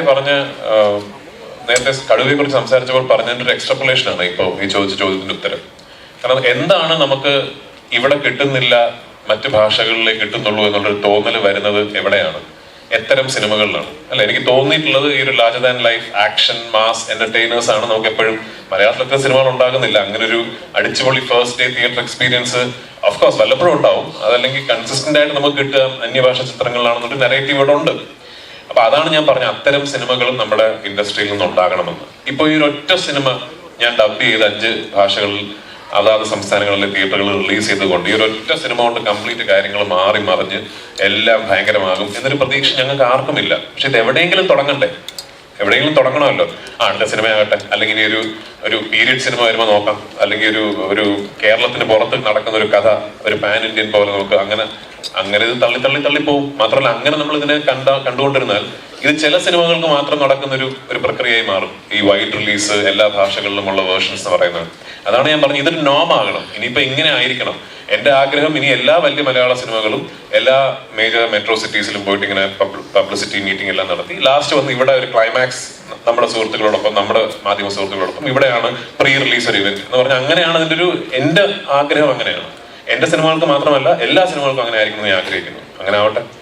ഹലോ, മറ്റാരോടെങ്കിലും ഒരു ചോദ്യം ചോദിക്കണം തോന്നുന്നുണ്ടോ? Yes, I can. Sir, my question is to Mr. Vivek Oberoi. What do you think nowadays South Indian movies are getting more response? Okay, what do you think? As a Bollywood actor, what do you think? The change happening slowly. We are getting more response and audience What is your opinion about the South Indian film industry as now? No, it's amazing. I'm really, really happy for all my friends, my family in South India for the success that they're achieving. And the quality of Southern cinema has always been amazing. I truly believe that technicians from the South, directors, writers, DOPs, they have been not just in a best in India class, but world class. And I'm really, really happy that they're getting pan-India national recognition. People are enjoying their stories because I truly believe that emotion has no language. If you can connect with people and they enjoy the story, it's amazing. And OTT, I think, is making the world smaller. Because suddenly you and I are sitting here and watching a Korean show called Squid Game. And we're both loving it and writing about it, right? It has nothing to do with either Malayali culture or Punjabi culture or any kind of Indian culture. And yet, we are connecting with it because it's a great story and it's well told. I think that is making the world a smaller space, and I'm looking forward to the time where we remove the geographical boundaries and start to collaborate a lot more. Part of the reason why I consciously decided that I want to do one film in each southern language at least, and open my mind and my heart out to collaborate with all my southern colleagues and said, listen man, if you ever need me, I'm here. I'm there with you. Forget about money, forget about everything else. I really want to be a part of your cinema also and build that relationship. And I really enjoyed between these two films my association with Malayalam cinema, and I'm looking forward to doing a lot more. We are happy, sir. Such a great actor cooperating with us. It's very happy to us also. Thank you for the love. Thank you so much. Listin ഇവിടെ ലിസ്റ്റായി ഇപ്പൊ ഈ പറഞ്ഞ പോലെ നേരത്തെ പറഞ്ഞ ഏറ്റവും ലിസ്റ്റിൻ നിർമ്മിച്ച സിനിമയിൽ ഏറ്റവും പണം മുടക്ക് കൂടുതലുള്ള സിനിമയാണെന്ന് ലിസ്റ്റിൻ പറഞ്ഞു. അത് നമ്മൾ സിനിമ കണ്ട് നമ്മൾ പ്രേക്ഷകർ വിലയിരുത്തുകയും ചെയ്യും ആ സിനിമ അത്രമാത്രം പണം മുടക്കിയിട്ടുണ്ടെന്ന്. മറ്റൊരു കാര്യം, ലിസ്റ്റിൻ ഈ ലൊക്കേഷനിൽ പല ദിവസങ്ങളും ലിസ്റ്റിന് പങ്കെടുത്തതാണ്. പല വിവാദങ്ങളും ലൊക്കേഷനിൽ ഉണ്ടായതാണ്. അവിടെ ഒരു സമരം നടന്നിരുന്നു, ലൊക്കേഷനിലേക്ക് ഒരു മാർച്ച് നടന്നിരുന്നു. അതോടൊപ്പം തന്നെ കോടതിയുമായി വലിയൊരു പോരാട്ടം നടത്തി. അങ്ങനെയാണ് ഈ സിനിമ റിലീസിനെത്തുന്നത്. അത് എങ്ങനെയാണ്, ആ ഒരു പോരാട്ടം എങ്ങനെയാണ് കാണുന്നത്? കോടതിയിൽ നിന്നൊരു വിധിയുടെ കാര്യം ഉണ്ടായി, കോടതിയിൽ നിന്ന് സ്റ്റേ വന്നിരുന്നു. അത് കോടതിയിൽ ഇപ്പം നിങ്ങൾക്ക് അനുകൂലമായി എന്ന് പറയുന്നു, എന്നാൽ അവർ പറയുന്നു അനുകൂലമായിട്ടില്ല എന്ന്. വീണ്ടും അവർ ഈ കോടതിയിൽ പോകുന്നു, ഇരുന്നാർക്കോടെ കോടതിയിൽ പോകുന്നു എന്ന് പറയുന്നു. അതെങ്ങനെയാണ് കാണുന്നത്? അല്ലല്ല, അതൊരു എക്സ്പീരിയൻസ് ആയിരുന്നു. ഇപ്പൊ ഇതിനു മുമ്പ് ഞങ്ങൾ വിമാനം ചെയ്യുമ്പോഴും ഇങ്ങനെ ഒരു എക്സ്പീരിയൻസ് ഉണ്ടായിരുന്നു, AB എന്ന് പറയുന്ന സിനിമയായിട്ടുള്ള. അപ്പോൾ അതുകൊണ്ടിട്ട് അത് വലിയൊരു പ്രശ്നമായിട്ട് തോന്നിയില്ല. പക്ഷെ ഇതൊരു പ്രോസസ്സാണ്. ഒരാൾ കേസ് കൊടുക്കുന്നു, നമ്മൾ അതിനെ അഗൻസ്റ്റ് ആയിട്ട് ഈവൻ കൊടുക്കുന്നു. കുഴപ്പമില്ല, പരിപാടികളെല്ലാം ഓൾമോസ്റ്റ് സ്മൂത്തായിട്ട് തീർന്നിട്ടുണ്ട് അല്ലെ? ഈ അവിടെ ഉണ്ടായിരുന്ന നിങ്ങളിപ്പോ ലൊക്കേഷൻ എല്ലാം പൃഥ്വിരാജ് ഉള്ളപ്പോൾ നിങ്ങൾ അവിടെ രണ്ടുപേരും ഉണ്ടാകുമ്പോൾ കുറെ രസകരമായ അനുഭവം ഉണ്ടായിട്ടുണ്ട്. അതിൽ ഏറ്റവും ഓർത്തെടുക്കാൻ പറ്റിയ ഒരു അനുഭവം എന്തായിരിക്കും പൃഥ്വിരാജുമായിട്ട് അവിടെ ഉണ്ടായ രസകരമായ അനുഭവം? ഓക്കെ, അല്ല, ഇതിൻ്റെ ഒരു ക്ലൈമാക്സ് ഷൂട്ട് ചെയ്തുകൊണ്ടിട്ടിരിക്കുമായിരുന്നു കോട്ടയത്ത്. അപ്പോൾ എന്താണെന്ന് വെച്ചാൽ ആ ക്ലൈമാക്സ് ഒരു 8-9 ദിവസമായിരുന്നു പ്ലാൻ ചെയ്തത്. അത് പക്ഷേ ഒരു 14-15 ദിവസത്തോളം PVന് പോയി. അതുകൊണ്ടിട്ട് ഒത്തിരി ക്രൗഡ് ഉണ്ടായിരുന്നു. 10,000 ജൂനിയർ ആർട്ടിസ്റ്റുകൾ, പിന്നെ പള്ളി പെരുന്നാൾ, അങ്ങനത്തെയുള്ള ഒത്തിരി പരിപാടികളുണ്ടായിരുന്നു. അപ്പം ഇതിങ്ങനെ മാറിപ്പോയിട്ടുണ്ട്. മുമ്പേ വിവേകപ്രവ തന്നെ പറഞ്ഞ പോലെ നമ്മളിങ്ങനെ ഇടയ്ക്ക് ഷൂട്ട് ചെയ്യും, പിന്നെ അതങ്ങനെ എന്തെങ്കിലും ഒരു കാരണവശാൽ അത് നിന്നു പോകും, പിന്നെ വീണ്ടും അത് നെക്സ്റ്റ് ഡേ ഷൂട്ടാണ്. അപ്പോൾ അങ്ങനെ ഡേറ്റ്സ് തള്ളിപ്പോയപ്പോൾ വിവേകപ്രവയ്ക്കും ഡേറ്റ് ഇല്ല. രാജുവിനാണെങ്കിലും ഇത് തീർത്തിട്ട് ആടുജീവിതത്തിന്റെ പ്ലസ്യായിട്ട് പറഞ്ഞുകൊണ്ടിട്ടിരിക്കുന്നു. അങ്ങനത്തെ പ്രശ്നങ്ങളുണ്ട്. അപ്പം ഞാനവിടെ നമ്മൾ ക്ലൈമാക്സ് ഷൂട്ട് ചെയ്യുക, വലിയ സെറ്റപ്പ് അവിടെ ഉണ്ട്, പള്ളി പെരുന്നാൾ, ആളുകൾ, കടകൾ, അങ്ങനത്തെ ഉള്ള കാര്യങ്ങളെല്ലാം. അപ്പം എന്താണെന്ന് വെച്ച് കഴിഞ്ഞാൽ അവിടെ നമ്മൾ ഈ പോത്തുകൾ, പന്നിക്കൂട്ടങ്ങളൊക്കെ ഇവനുണ്ടായിരുന്നു. അപ്പോൾ 100-500 പന്നികൾ വന്നു കഴിഞ്ഞപ്പം ഇവൻ പറഞ്ഞ് എടുത്തോണ്ട് പോകാൻ പറഞ്ഞു. അവിടെ ഉള്ളവർ തന്നെ അതിന് തന്നെ ഭയങ്കര മണമായിരുന്നു. അതുകൊണ്ടിട്ട് അത് എടുത്തോണ്ട് പോകാൻ പറഞ്ഞു. ഈ പോത്തെന്ന് പറഞ്ഞു കഴിഞ്ഞാൽ ഭയങ്കര വലുപ്പമുള്ള പോത്താണ്. അപ്പോൾ എന്താണെന്ന് വെച്ചാൽ അതിങ്ങനെ ഒത്തിരി പോത്തുകളുണ്ട്. അപ്പോൾ അതിനാണെങ്കിലും ഇത് ഡെയിലി ഭയങ്കര എക്സ്പെൻസ്. ഇതിനൊരു 1.5 ലക്ഷം രൂപ ആവും. അത്രയും പോത്തുകൾക്ക് 1.5-2 ലക്ഷം രൂപ ആവും ഭക്ഷണം തന്നെ കൊടുക്കാനായിട്ട്. അപ്പോൾ അത് കൊടുത്ത് ഇങ്ങനെ മെയിൻറ്റെയിൻ ചെയ്തുകൊണ്ടിട്ടിരിക്കുകയാണ്. അപ്പോൾ ഈ ഡേറ്റ് ഇങ്ങനെ തള്ളിപ്പോയപ്പോൾ പറഞ്ഞ്, അതായത് ഇവർക്ക് ഡേറ്റ് ഇല്ല, അതായത് വിവേകപ്രവയ്ക്ക് ഡേറ്റ് ഇല്ല, എനിക്ക് പോകണ ലിസ്റ്റിന് ഇത് പെട്ടെന്ന് എൻ്റെ എടുത്തിട്ട് തീർക്കാൻ വേണ്ടിയിട്ട് പറ, എനിക്ക് വേറെ കമ്മിറ്റ്മെൻ്റ് ഉണ്ടെന്നൊക്കെ പറഞ്ഞു. അപ്പോൾ ഈ പോത്ത് തന്നവൻ പറഞ്ഞ് കൃഷ്ണെ നാളെയും കൂടെ ഉള്ള ഈ പോത്തിന്റെ ഷോട്ട് എടുക്കുന്നില്ല. പോത്തിനോട് പറഞ്ഞ് കൃഷ്ണെ ഈ ഞായറാഴ്ച ഇത് വെട്ടാനുള്ള പോത്താണ്, നിങ്ങൾ ഷൂട്ട് ചെയ്യുകയോ ഷൂട്ട് ചെയ്തില്ലയോ. അതിൻ്റെ അകത്ത് ഞാൻ പറഞ്ഞു, എടാ നീ ഒന്നുകൂടെ വെയിറ്റ് ചെയ്യും, ഇതിനുള്ള ഭക്ഷണം നമ്മൾ ഇപ്പം കൊടുക്കാം, നമ്മൾ തരാം. ഭക്ഷണത്തിന്റെ അല്ല, നിങ്ങൾ ഭക്ഷണം തന്നാലും പൈസ ഒന്നുമല്ല പ്രശ്നം, ഈ ഞായറാഴ്ച വെട്ടാൻ പോത്തില്ല, സംഗതി ഞായറാഴ്ച പോത്ത് കൊടുക്കണം എന്ന് പറഞ്ഞു. അപ്പൊ ഞാൻ ചെന്ന് ഷാജിച്ചേട്ടനോട് പറഞ്ഞു, ഷാജിച്ചേട്ടൻ ഇപ്പം വിവേക് ബ്രോയ്ക്ക് ഡേറ്റിലായിരിക്കും, പൃഥ്വിരാജിന്റെ ഡേറ്റിലായിരിക്കും, പക്ഷെ പോത്ത് അവിടെ കിട്ടത്തില്ല. പോത്തുകാരൻ ഏതായാലും ഞായറാഴ്ച ഉണ്ടാവത്തില്ല, അതുകൊണ്ടിട്ട് നീ പോത്തിനോട് എങ്ങനെയെങ്കിലും ഒന്ന് പറഞ്ഞ് അഡ്ജസ്റ്റ് ചെയ്യാൻ പറയാം. ഞാൻ പറഞ്ഞു ഞാൻ എങ്ങനെയാണ് പോത്തിന്. അപ്പൊ ഷാജിച്ചേട്ടനും ആ ഒരു ഇതിൽ നിൽക്കുവാണ്, കാര്യം എങ്ങനെയാണ് ഷൂട്ട് നടക്കണം. കാര്യം അപ്പൊ അവിടെ ചപ്പാത്തി കിട്ടിയില്ല, ഒരുത്തിന് പൂത്ത ചപ്പാത്തിയായി. ഇത് നമ്മളാണ് ചപ്പാത്തി ഉണ്ടാക്കുന്നത്, ഓരോ കടകളിൽ നിന്ന് വാങ്ങുന്നതല്ലേ. ഇതുകൊണ്ടുള്ള വർത്തമാനങ്ങളുടെ ഇടയിൽ അപ്പൊ പിന്നെ ഇതിന്റെ ഇടയിൽ നമ്മൾ പ്രൊഡ്യൂസ് ചെയ്യുന്നു. വളരെ രസകരമായിട്ടുള്ള ഒരു അനുഭവമായിരുന്നു. പോത്തിനോടും കമ്മ്യൂണിക്കേറ്റ് ചെയ്യുക, ആർട്ടിസ്റ്റിനോടും കമ്മ്യൂണിക്കേറ്റ് ചെയ്യുക. ഇനിയും ഒരു ചോദ്യം രാജുവേട്ടനും അതായത് നമ്മുടെ പറയുന്നുണ്ട് ഈ അടുത്ത സമയത്തുള്ള റിയലിസ്റ്റിക് സിനിമകളാണ് മലയാളത്തിൽ കൂടുതൽ.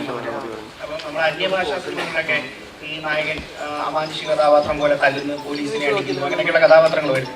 അപ്പം അത്തരം കഥാപാത്രങ്ങൾ മലയാളത്തിൽ നമ്മൾ ഉപയോഗിക്കുമ്പോൾ അല്ലെങ്കിൽ ഒരു സിനിമയായിട്ട് വരുമ്പോൾ അതിനെന്തെങ്കിലും തരത്തിലുള്ള വിമർശനങ്ങൾ, ഒരു നിരൂപക വശത്ത് നിന്ന് ഒരു എഴുതിക്കൊല്ലുന്ന രീതി പ്രവണതയൊക്കെ ഉണ്ടാവാൻ സാധ്യതയുണ്ട്. അതിനെ എങ്ങനെ നോക്കിക്കാണും?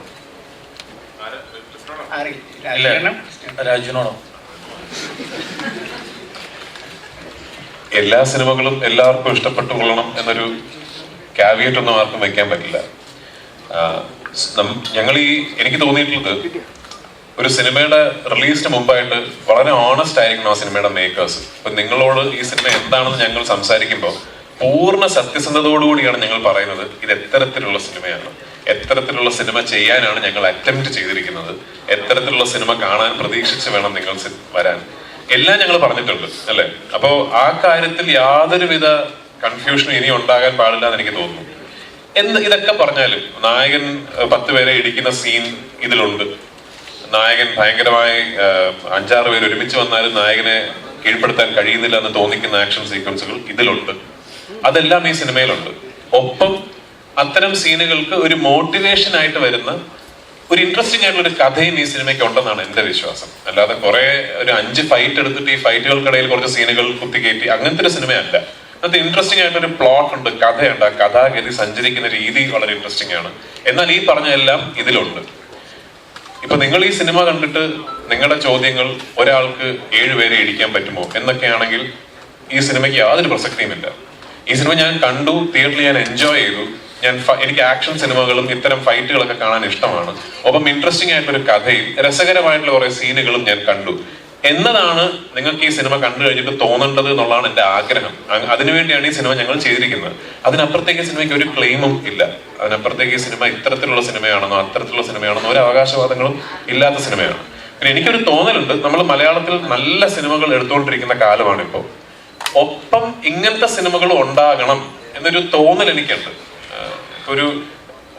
ഒരു പ്രത്യേക ടൈപ്പ് സിനിമകൾ ചെയ്യാൻ പറ്റാത്ത ഇൻഡസ്ട്രിയാണ് മലയാളം ഇൻഡസ്ട്രി എന്നൊരു നരേറ്റീവ് ഉണ്ടാകാൻ പാടില്ല. എല്ലാം നമുക്ക് ചെയ്യാൻ പറ്റണം എന്നുള്ളതാണ് എന്റെ ആഗ്രഹം.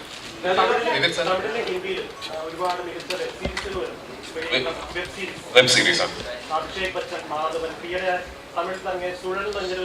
ഞാൻ കണ്ടില്ല, നല്ലതെന്ന് കേട്ടു. ഓൾറെഡി ഇന്ത്യയിലെ ലീഡിംഗ് പ്ലാറ്റ്ഫോംസ് പൃഥ്വിരാജ് പ്രൊഡക്ഷൻസിനെ സമീപിച്ചു കഴിഞ്ഞു ഒരു വെബ് സീരീസ് ചെയ്ത് അവർക്ക് കൊടുക്കാമോ എന്ന ചോദ്യമായിട്ട്. അതിൽ ഒരെണ്ണം മോർ ഓർ ലെസ് ചിലപ്പോൾ ഞാൻ ഗ്രീൻ ലൈറ്റ് ചെയ്ത് ചിലപ്പോൾ നടന്നേക്കാം. ഞാൻ അഭിനയിക്കുന്ന ഒരു വെബ് സീരീസിനെ കുറിച്ച് ഒരു ചർച്ചകൾ നടന്നുകൊണ്ടിരിക്കുകയാണ്. അതൊരു പ്രാരംഭഘട്ട ചർച്ച നടക്കുന്നതേ ഉള്ളൂ. എന്നോട് ചോദിക്കുകയാണെങ്കിൽ ഇതെല്ലാം ഈക്വലി ഡിസേർവിംഗ് ആണ്. ഇപ്പോ വിവേകിന്റെ ഇൻസൈഡ് എഡ്ജ് എന്ന് പറയുന്ന web series is such A huge success. Your own season 3 now അല്ലേ? ഓൺ സീസൺ 3 വിവേക് ഇപ്പൊ രോഹിത് ഷെട്ടി ചെയ്യുന്ന ഇന്ത്യൻ പോലീസ് എന്ന് പറയുന്ന സീരീസിൽ സിദ്ധാർത്ഥ് മൽഹോത്രയും വിവേകുമാണ് പ്രധാന കഥാപാത്രങ്ങൾ ചെയ്യുന്നത്. എനിക്ക് പേഴ്സണലി അറിയാം അതിന്റെ റവന്യൂ എന്താണെന്ന്. ആദ്യത്തെ സീസൺ എത്ര രൂപയ്ക്കാണ് അവർ മൗണ്ട് ചെയ്തിരിക്കുന്നത് എനിക്കറിയാം. അത് അത്രയും സ്കെയിലുള്ള ഒരു ബോളിവുഡ് ഫിലിം ഇല്ല എന്നാണ് എനിക്ക് തോന്നുന്നത്. അറ്റ്ലീസ്റ്റ് കറന്റ്ലി അണ്ടർ ഷൂട്ടിംഗ് നടക്കുന്ന ഒരു സിനിമയ്ക്ക് അത്രയും വലിയൊരു ബഡ്ജറ്റ് ഉണ്ടാവില്ലെന്നാണ് തോന്നുന്നത്. അപ്പോൾ അതൊരു ലെജിറ്റിമേറ്റ് ഒരു ഫോം ഓഫ് എന്റർടൈൻമെന്റ് ആണ് ഇന്ന്. I would love to do it. എനിക്കൊരു ഇൻട്രസ്റ്റിംഗ് ആയിട്ടുള്ള ഒരു വെബ് സീരീസിൽ അഭിനയിക്കാൻ അവസരം കിട്ടിയാൽ എനിക്ക് വലിയ താല്പര്യമുള്ള കാര്യം തന്നെയാണ്. ഇതുവരെ ചോദിച്ചിട്ടില്ലാത്തവര് ചോദിക്കുന്നതായിരിക്കും. സാർ പറഞ്ഞല്ലോ സച്ചി സാർ തുടങ്ങി വെച്ച ഒരു ഈഗോയിസ്റ്റിക് ക്യാരക്ടേഴ്സ് അതിന്റെ ഒരു ട്രിലോജി ആയിട്ട് ഈ സിനിമ പറയാൻ ആഗ്രഹിക്കുന്നു പറഞ്ഞല്ലോ. അപ്പോ നമ്മള് അതിലെ അയ്യപ്പനും കോശിയിലെ ആ കോശി കുര്യന്റെ ഒരു ആ ലുക്സും ആ ഒരു പിക്ചറും പിന്നെ ഇത് കടുവയിലേക്ക് വരുമ്പോൾ കടുവാക്കുന്നിൽ കുറവാച്ചന്റെ ഒരു പിക്ചർ ഒരു സിമിലാരിറ്റീസ് നമുക്ക് കാണാൻ സാധിക്കുന്നുണ്ട്. അപ്പോ അങ്ങനെ ആ ഒരു ക്യാരക്ടേഴ്സ് തമ്മിൽ എന്തെങ്കിലും സിമിലാരിറ്റീസ് ഈഗോയിസ്റ്റിക് ആയിട്ടുള്ള എന്തെങ്കിലും എലമെന്റ്സ് ഇതിലുണ്ടോ? സത്യത്തിൽ ഈ മെയിൽ ഈഗോയിന്റെ ട്രിലജി എന്ന വാക്യം സച്ചിയാണ് എന്നോട് ആദ്യം പറയുന്നത്. കാരണം ഡ്രൈവിംഗ് ലൈസൻസ് അയ്യപ്പനും കോശിയും കഴിഞ്ഞ് സച്ചി എന്നെ വെച്ച് അടുത്ത ചെയ്യാനിരുന്ന സിനിമ വിലായത്ത് ബുദ്ധയാണ്. വിലായത്ത് ബുദ്ധ കഥ വായിച്ചിട്ട് നിങ്ങൾക്ക് മനസ്സിലാവും അതിലും രണ്ട് ആൾക്കാർ തമ്മിലുള്ള ഒരു ഈഗോ ടസലുണ്ട്. അപ്പൊ അന്ന് സച്ചിയാണ് തമാശക്ക് എന്നോട് പറഞ്ഞത് നമ്മൾ രണ്ടുപേരും കൂടെ ഇങ്ങനെ മെയിൽ ഈഗോയിന്റെ ട്രിലജി നമ്മൾ കംപ്ലീറ്റ് ചെയ്യാൻ പോവാണ്. അതിനിടയിൽ ഈ കടുവ വന്നു. കടുവയും അതുപോലത്തെ ഒരു സിനിമയാണ്. വിലായത്ത് ബുദ്ധ ഞാൻ ചെയ്യുന്നുണ്ട്. സച്ചിയുടെ അസോസിയേറ്റും എന്റെയും അസോസിയേറ്റ് ആയ ജയൻ നമ്പ്യാറാണ് ഇപ്പൊ ഡയറക്ട് ചെയ്യുന്നത്. ഇതില് കടുവാക്കുന്നിൽ കുറുവച്ചൻ എന്ന് പറയുന്ന കഥാപാത്രവും കോശി കുര്യനും തമ്മിൽ യാതൊരു ബന്ധവുമില്ല. കാരണം കോശി ഒരു അണ്ടർ അച്ചീവറാണ്. കോശി ഒരു ഉഴപ്പനാണ്. കോശി ലൈഫിൽ വലിയ ആസ്പിറേഷനോ ആഗ്രഹങ്ങളോ ഒന്നും ഇല്ലാത്ത ഇങ്ങനെ എന്തായാലും അപ്പന് കുറച്ച് സ്വത്തൊക്കെ ഉണ്ട്, അതൊക്കെ നോക്കി നടത്തി അയാളുടെ വെള്ളോടിയും കാര്യങ്ങളും ആയിട്ടൊക്കെ ഇങ്ങനെ നടക്കാന്ന് പറഞ്ഞിട്ട് ഉഴപ്പനാണ്. കുറുവച്ചൻ അതല്ല. കുറുവച്ചൻ ഭയങ്കര അച്ചീവറാണ്, ഭയങ്കര സക്സസ്ഫുൾ ബിസിനസ് മാൻ ആണ്, സക്സസ്ഫുൾ പ്ലാനർ ആണ്, ഭയങ്കര പ്രൗഡ് ഫാമിലി മാൻ ആണ്. അയാളുടെ നാട്ടുകാർക്കും അയാളുടെ വീട്ടുകാർക്കും എല്ലാം ഭയങ്കര ഉപകാരവും സഹായവും ചെയ്യുന്ന ഒരാളാണ്. അത് തന്നെയാണ് ആക്ച്വലി ജോസഫ്. സെയിം ആണ് ജോസഫും. ഇൻഫാക്ട് കുറുവച്ചൻ ജോസഫും തമ്മിൽ ആദ്യം കാണുന്ന സീനിൽ കുറുവച്ചൻ ജോസഫിനോട് ആദ്യം പറയുന്നത്, എടോ താൻ ഞങ്ങൾ പാലാക്കാരുടെ അഭിമാനമാകട്ടോ എന്നാ ജോസഫിനോട് കുറുവച്ചൻ ആദ്യം പറയുന്നത്. അപ്പൊ അത്തരത്തിൽ രണ്ട് ക്യാരക്ടേഴ്സ്. അപ്പൊ അതിൽ ഭയങ്കര ഡിഫറൻസ് ഉണ്ട് ക്യാരക്ടേഴ്സ് തമ്മിൽ. Sorry? The question is to Vivek Oberoi, sir. Okay. So we have some huge fans of the show inside and here. Thank you. Actually, we would like to know if there will be a 4th season coming up for the same. Even I'd like to know. No, I think, the contract that we all signed was a 3-season contract. It's one of Amazon's most successful shows. And Prime Video's very excited about planning the future of it. Because I think it was also India's first Emmy-nominated show. So it's done phenomenally well for both the platform, for all of us involved. But I think the plan is to decide whether to do a 4, 5, 6. You have 1, 2, 3. Then whether there is a plan to decide a 4, 5, 6, which is why the end of 3 is open-ended, because they may look at doing that. But that's a big commitment from everybody involved. Right, so we started when nobody even heard of OTTs in India at that time, and now it's a big craze. So currently with the same platform, with Prime Video, I'm doing India's biggest show, I think. It's called Indian Police Force, which Rohit Shetty has created his, like you have the Marvel Comics universe, the MCU, you have the RCU, which is Rohit's cop universe. And he's mounted that on a phenomenal scale. I was just sharing with Prithvi the other day that this is allowing us to explore a certain kind and style of content making, which normally films will not allow you to do. So it's very exciting, and I hope that both of us get to do something exciting together on the OTT space. So this will be the last question. Okay, the last question. അപ്പൊ എന്നാ ചോദിച്ചിട്ടില്ലാത്ത ഒരാളെ ചോദിക്കട്ടെ please. ഒരുപാട് Okay, so ചോദിക്കാത്ത ആരെങ്കിലും ഒരാൾ. ഒന്നുമില്ല. Okay ചോദിച്ചോ. ഇപ്പം ലാലേട്ടന്റെ കൂടെ ലൂസിഫർ, ബ്രോഡാഡി ഇതിലൊക്കെ അഭിനയിച്ചു. അപ്പം ആക്ഷൻ ലൂസിഫറിൽ രാജുവേട്ടൻ നേരത്തെ പറഞ്ഞു ലൂസിഫറിനെ കുറിച്ച് ഇപ്പൊ ഷാജിയേട്ടന്റെ ഫിലിമിന്റെ ഇതിലെ ഒരു ആക്ഷൻസുമായിട്ട് ബന്ധപ്പെട്ട രീതിയിലുണ്ട് എന്ന് പറഞ്ഞു. അപ്പം അതേപോലത്തെ ആക്ഷൻ ഫിലിം ഇപ്പം വെയിറ്റിംഗ് ആയിട്ടുള്ള ഇപ്പം ഇവിടെ ഇപ്പം ലാലേട്ടൻ ഫാൻസ് ഉണ്ടാവും, മമ്മൂക്ക ഫാൻസ് ഉണ്ടാവും, രാജുവേട്ടൻ ഫാൻസ് ഉണ്ടാവും. Thank you. അപ്പം ഓക്കെ, അപ്പം ഇനിയിപ്പം മമ്മൂക്കായുമൊത്ത് ഒരു ആക്ഷൻ പടം പൃഥ്വിരാജ് പ്രൊഡക്ഷൻസിന്റെ ബാനറിൽ ഇനി പ്രതീക്ഷിക്കാമോ പ്രേക്ഷകർ? അയ്യോ, എനിക്ക് മമ്മൂക്ക വെച്ചാൽ ഞാൻ ഒരു സ്ക്രിപ്റ്റ് കിട്ടിയാൽ ഉറപ്പായിട്ട് ഞാൻ വണ്ടി എടുത്ത് വീട്ടിൽ പോകും. അപ്പൊ ഈ ലൊക്കേഷന്റെ ഇടയിൽ എപ്പോഴെങ്കിലും ഷാജിയേട്ടൻ ഈ മമ്മൂക്കനെ വെച്ചിട്ട് ഒരു പടം, ഒരു ആക്ഷൻ പടം എടുക്കണം എന്നൊക്കെ സംസാരിച്ചിട്ടുണ്ടോ? എന്തെങ്കിലും എന്നോട് അങ്ങനെ അദ്ദേഹം ഒരു സബ്ജക്റ്റിനെ പറ്റി പറഞ്ഞിട്ടില്ല. അങ്ങനെ ഒരു സബ്ജക്ട് ഉണ്ടെങ്കിൽ അദ്ദേഹത്തിന് എന്നെ ഇപ്പൊ ഷാജിയേട്ടനാണെങ്കിൽ ഉറപ്പായിട്ട് എന്നെ അടുത്ത് സംസാരിക്കാമല്ലോ. അപ്പൊ അങ്ങനെ എനിക്ക് ആ സബ്ജക്ട് ഇഷ്ടപ്പെട്ടാൽ ഞാൻ തന്നെ വണ്ടി എടുത്ത് പോയി മമ്മൂക്കയോട് സംസാരിക്കും. അയ്യോ എന്താണ് എന്നെ കുഴപ്പം, എനിക്കല്ലേ ഗുണം. ഓക്കെ, എന്തായാലും all the best for the Kaduva. Thank you so much. Release 30 നിന്നും മാറ്റി 7-ാം തീയതി മാറ്റി. അപ്പൊ എന്തെങ്കിലും ഈ പ്രൊമോഷന്റെ ഇതുമായിട്ട് ബന്ധപ്പെട്ട് എന്തെങ്കിലും പ്രശ്നങ്ങളോ കാര്യങ്ങളോ ആണോ? ഞങ്ങൾക്ക് ഒരു സിനിമയുടെ ഒരു ലിറ്റിഗേഷൻ ഉണ്ടായിരുന്നു, അത് തീരുന്നു. പക്ഷെ ആ ലിറ്റിഗേഷൻ ബേസ് ചെയ്തിട്ട് സെൻസറിന് പോകുമ്പോൾ ഒരു പ്രോട്ടോകോൾ ഉള്ളത് ഞങ്ങൾക്ക് അറിയില്ലായിരുന്നു. അത് സെൻസറിന് ആപ്ലിക്കേഷൻ കൊടുത്തപ്പോഴാണ് ഇങ്ങനെ ഒരു ഫോർമാലിറ്റി ഉണ്ടെന്ന് ഞങ്ങൾ അറിയുന്നത്. അപ്പൊ അതുകൊണ്ട് സെൻസർ വൈകി, അതാണ് കാര്യം. Okay, thank you. There's like one more question, that will be the last question. Last question ആയിരിക്കും. പറഞ്ഞു. സംഘടനയുമായി സഹകരിക്കാത്ത നടന്മാർക്ക് ആനുകൂല്യം ഉണ്ടാവില്ല.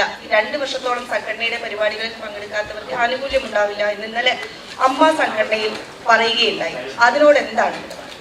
എനിക്ക് സത്യത്തിൽ ഇന്നലെ അമ്മ സംഘടനകളുടെ മീറ്റിംഗിൽ ഞാൻ പങ്കെടുത്തിട്ടില്ല. അവിടെ നിന്നൊരു ഇമെയിൽ വരുമായിരിക്കും, ഇതൊക്കെയാണ് സംഘടനയിലെടുത്ത തീരുമാനങ്ങൾ.